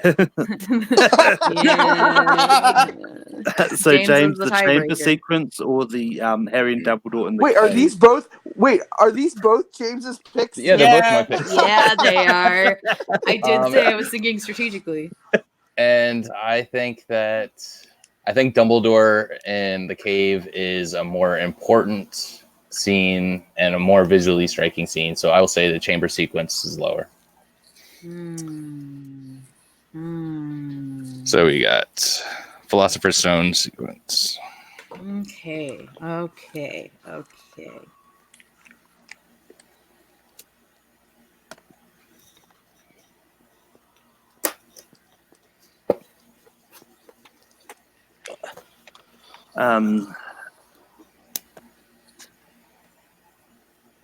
Don't let me down, Malcolm.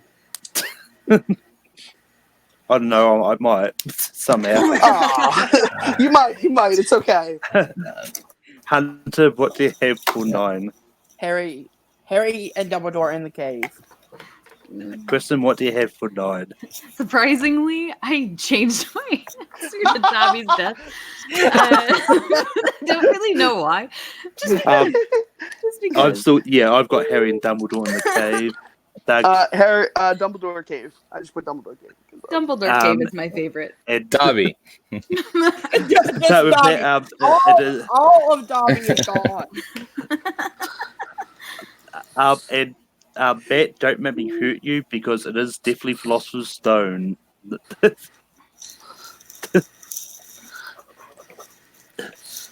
Hold on. I'm Now not my ready. question is, will I change my answer again? None of you know. Dun dun dun. Oh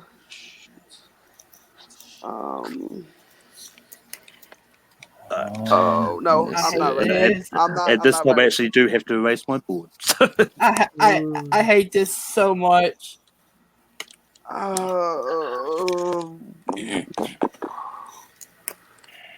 no, my app just shut down. So I have to restart it. Oh man, guys. My entire life is flashing before my eyes. I don't like that I had to do this. Oh no, what is going on?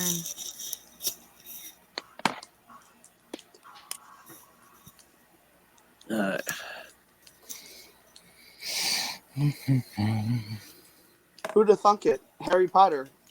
Now officially over 2 hours. I'm not surprised. Well, I mean, it's not probably not going to end up being the longest run, but Kristen, what do you have for 8? I changed it to Neville standing up to Voldemort. As much as I hate to do it, but I've actually put your visitary scene. Whoa! Hot I just took the other one. Hot take. Doug, Hot what do you take. have for 8? I went with Dobby's death. What? James, what do you have for 8? I actually changed it too to Neville standing up to Voldemort. Hunter, what do you? Dobby's death. Oh no, Malcolm. You have been Dobby's placed. death. Malcolm has been placed in the toughest of situations. That is a pretty tough situation. I feel bad. Very tough. Which are both the eyeballs. So, so yeah.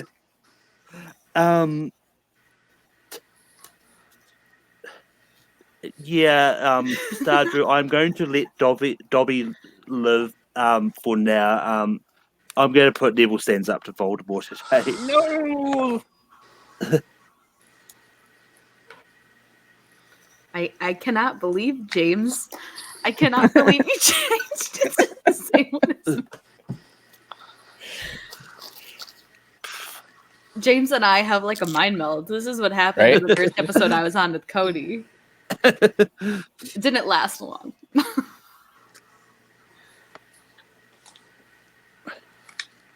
I got the switch.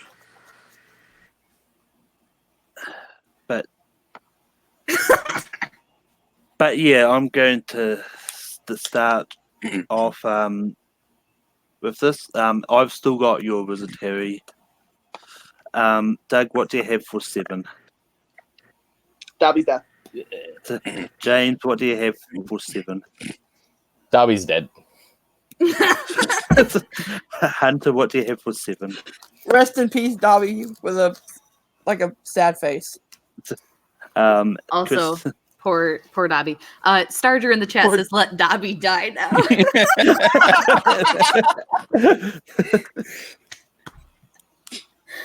Oh, that sucks. But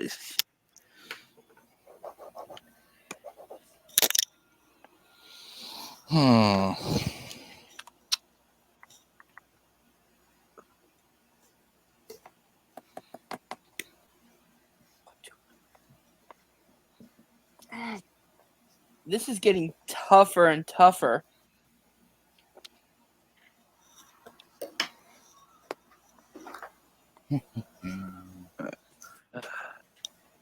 so to recap what we've got left, we've got your visitary, Snape's memories, Shrieking Shack, the graveyard scene, Harry sees his parents Lupin and Sirius, and the Department of Mysteries battles left. And Doug, what do you have for 6? Yeah, I got a hot take. You're a wizard, Harry. Douglas, you James, will get what do you murdered. have for 6? No, Doug. I have the Shrieking Shack. Hunter, what do you have for 6? Harry seeing his parents. You messed it up because we could have kept it. You better keep it. You are the tiebreaker. You better keep it on the list, Hunter. Hey, you can't persuade him. Stop persuading. That's not All fair. right. So it's between the Shrieking Shack and The most Well, iconic well, line in the movie. Malcolm might have changed it. I Did you haven't change revealed it? my board yet. Did you change it, Malcolm? I changed mine to the graveyard scene because I thought no one else was going to put your Visitary. I'm shocked. Never mind, Hunter. I don't need to attack you. So Shrieking Shack is going to be 6. I'm shook.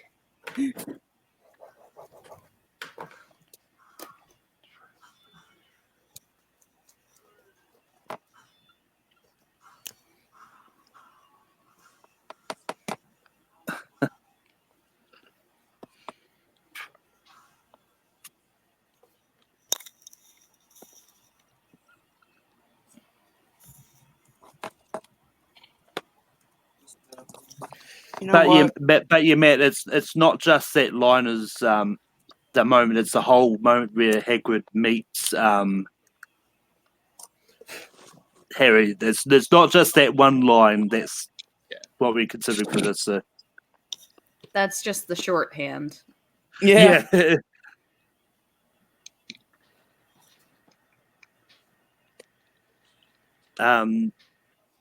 But James, what do you have for 6? I have the Resurrection Stone. Well, I mean it's 5, but yeah. Hunter, what do you have for 5? The graveyard scene. Kristen, what do you have for 5? Department of Mysteries. Malcolm. Yeah. I flip flop from the graveyard scene back to your Visitary. No way! No, Mr. Harry. Are you fucking kidding me? You guys are the worst. If I could throw you off this call, I would. Worst. You know what? I'll change my pick to You the can't. Resurrection Stone. It's been said. You can't change it. That is. This is a crime against humanity. It's not a crime against humanity. It's a crime. Never seen what she does in time. Crime. This is worse than the musicals episode where Chris Clark purposely screwed us over. This is worse than that. Seriously. I didn't purposely do nothing. I love that scene. It's fine. It is Matthew in the chat. I see you, and it is. Unbelievable. But yeah, Hunter, what do you have for 4? Resurrection Stone. Kristen, what do you have for 4? It's still the Department of Mysteries, whatever it is. I'm really upset. And I've got the graveyard scene. Doug, what do you have I for got the 4? graveyard scene. And James? I've got the Resurrection Stone. Okay, well, F you two, and James and Hunter are right. So, because you are not making the graveyard scene 4 or 5. No way. It was 4. It's not a 4th rated scene. How dare you? That's a reservation How dare you?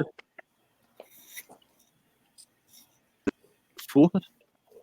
Oh, Oh, I'm mad now. Listen, I'm about to make you happy. I don't know. Are you? Let's. I mean, let's hope. are you mad are you more mad or less mad than Singing in the Rain on musicals episode? Oh gosh, that is a hard choice, man. I was fuming. Sing in the Rain didn't get number 1. Are you serious? Chris Clark screwed because of Malcolm and Chris put it so. And actually, I think that episode, we had an even panel, so yeah, so it was bad. It was a travesty.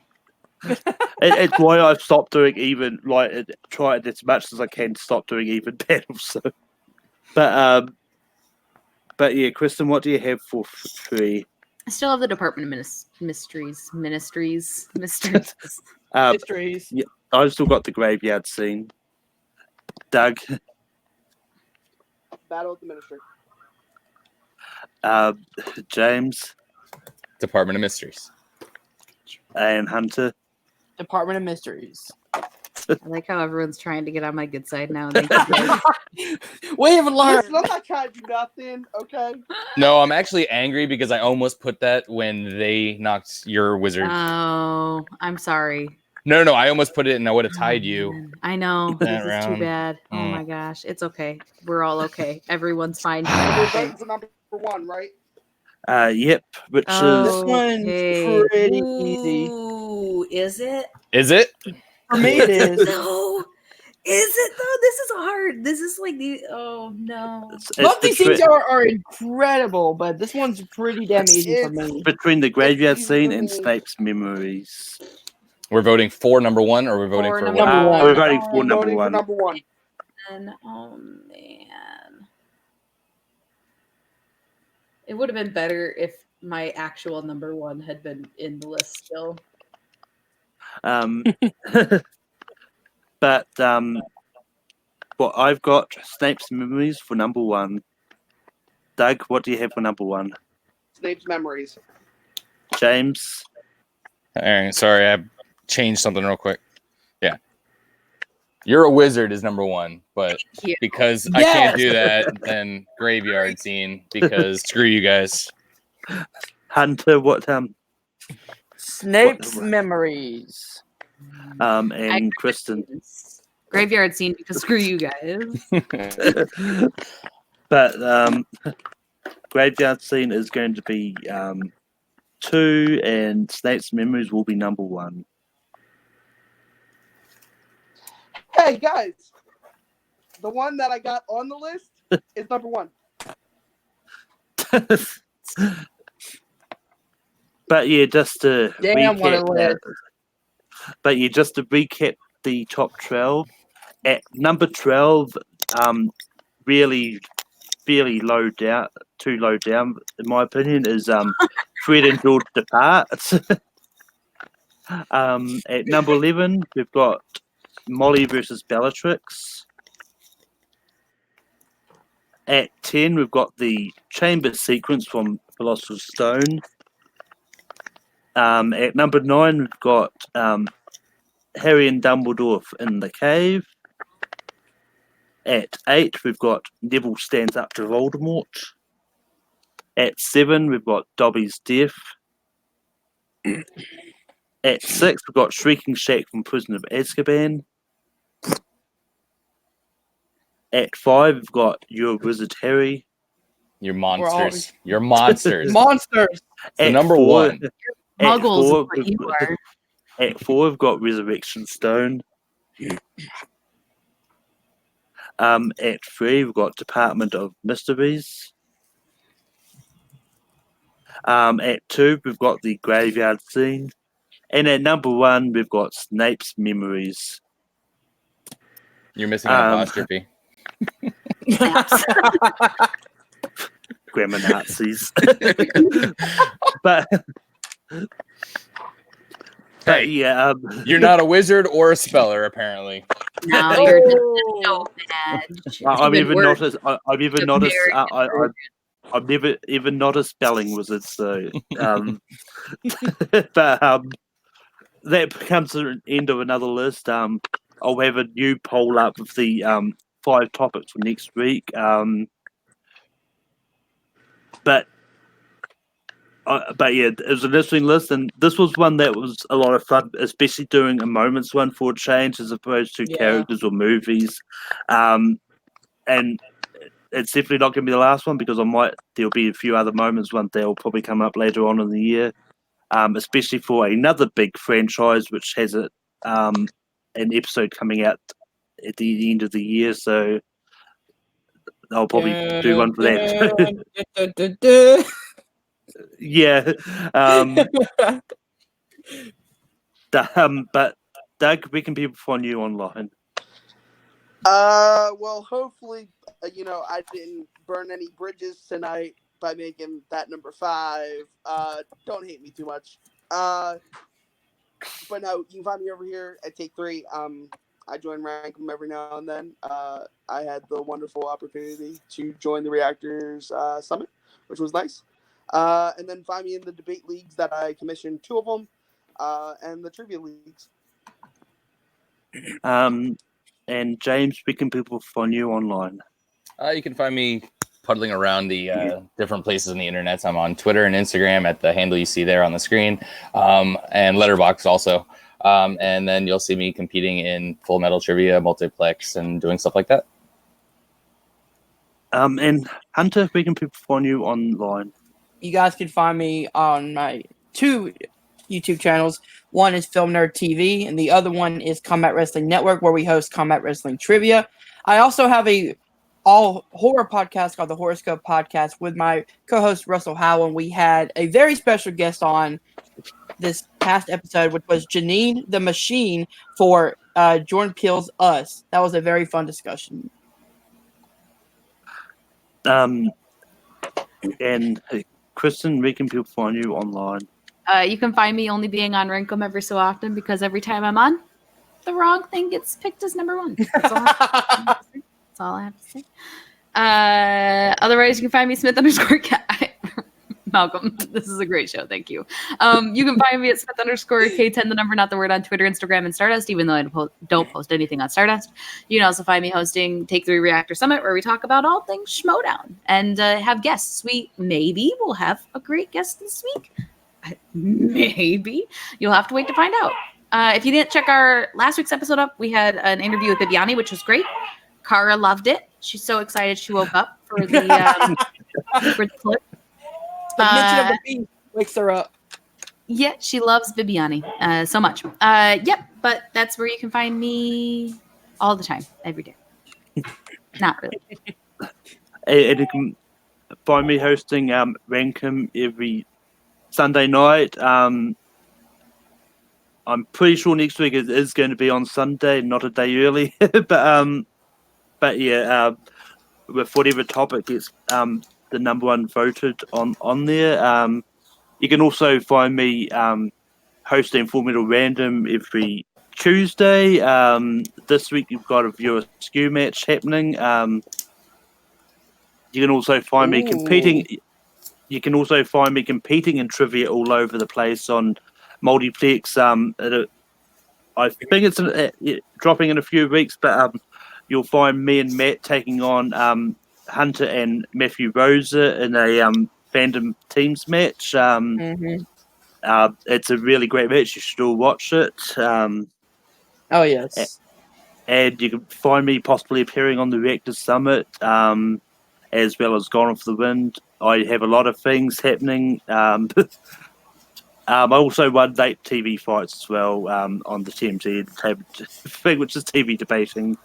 But yeah, and I'm on Twitter and Instagram, even though I don't use them. So until next week, keep listing shit.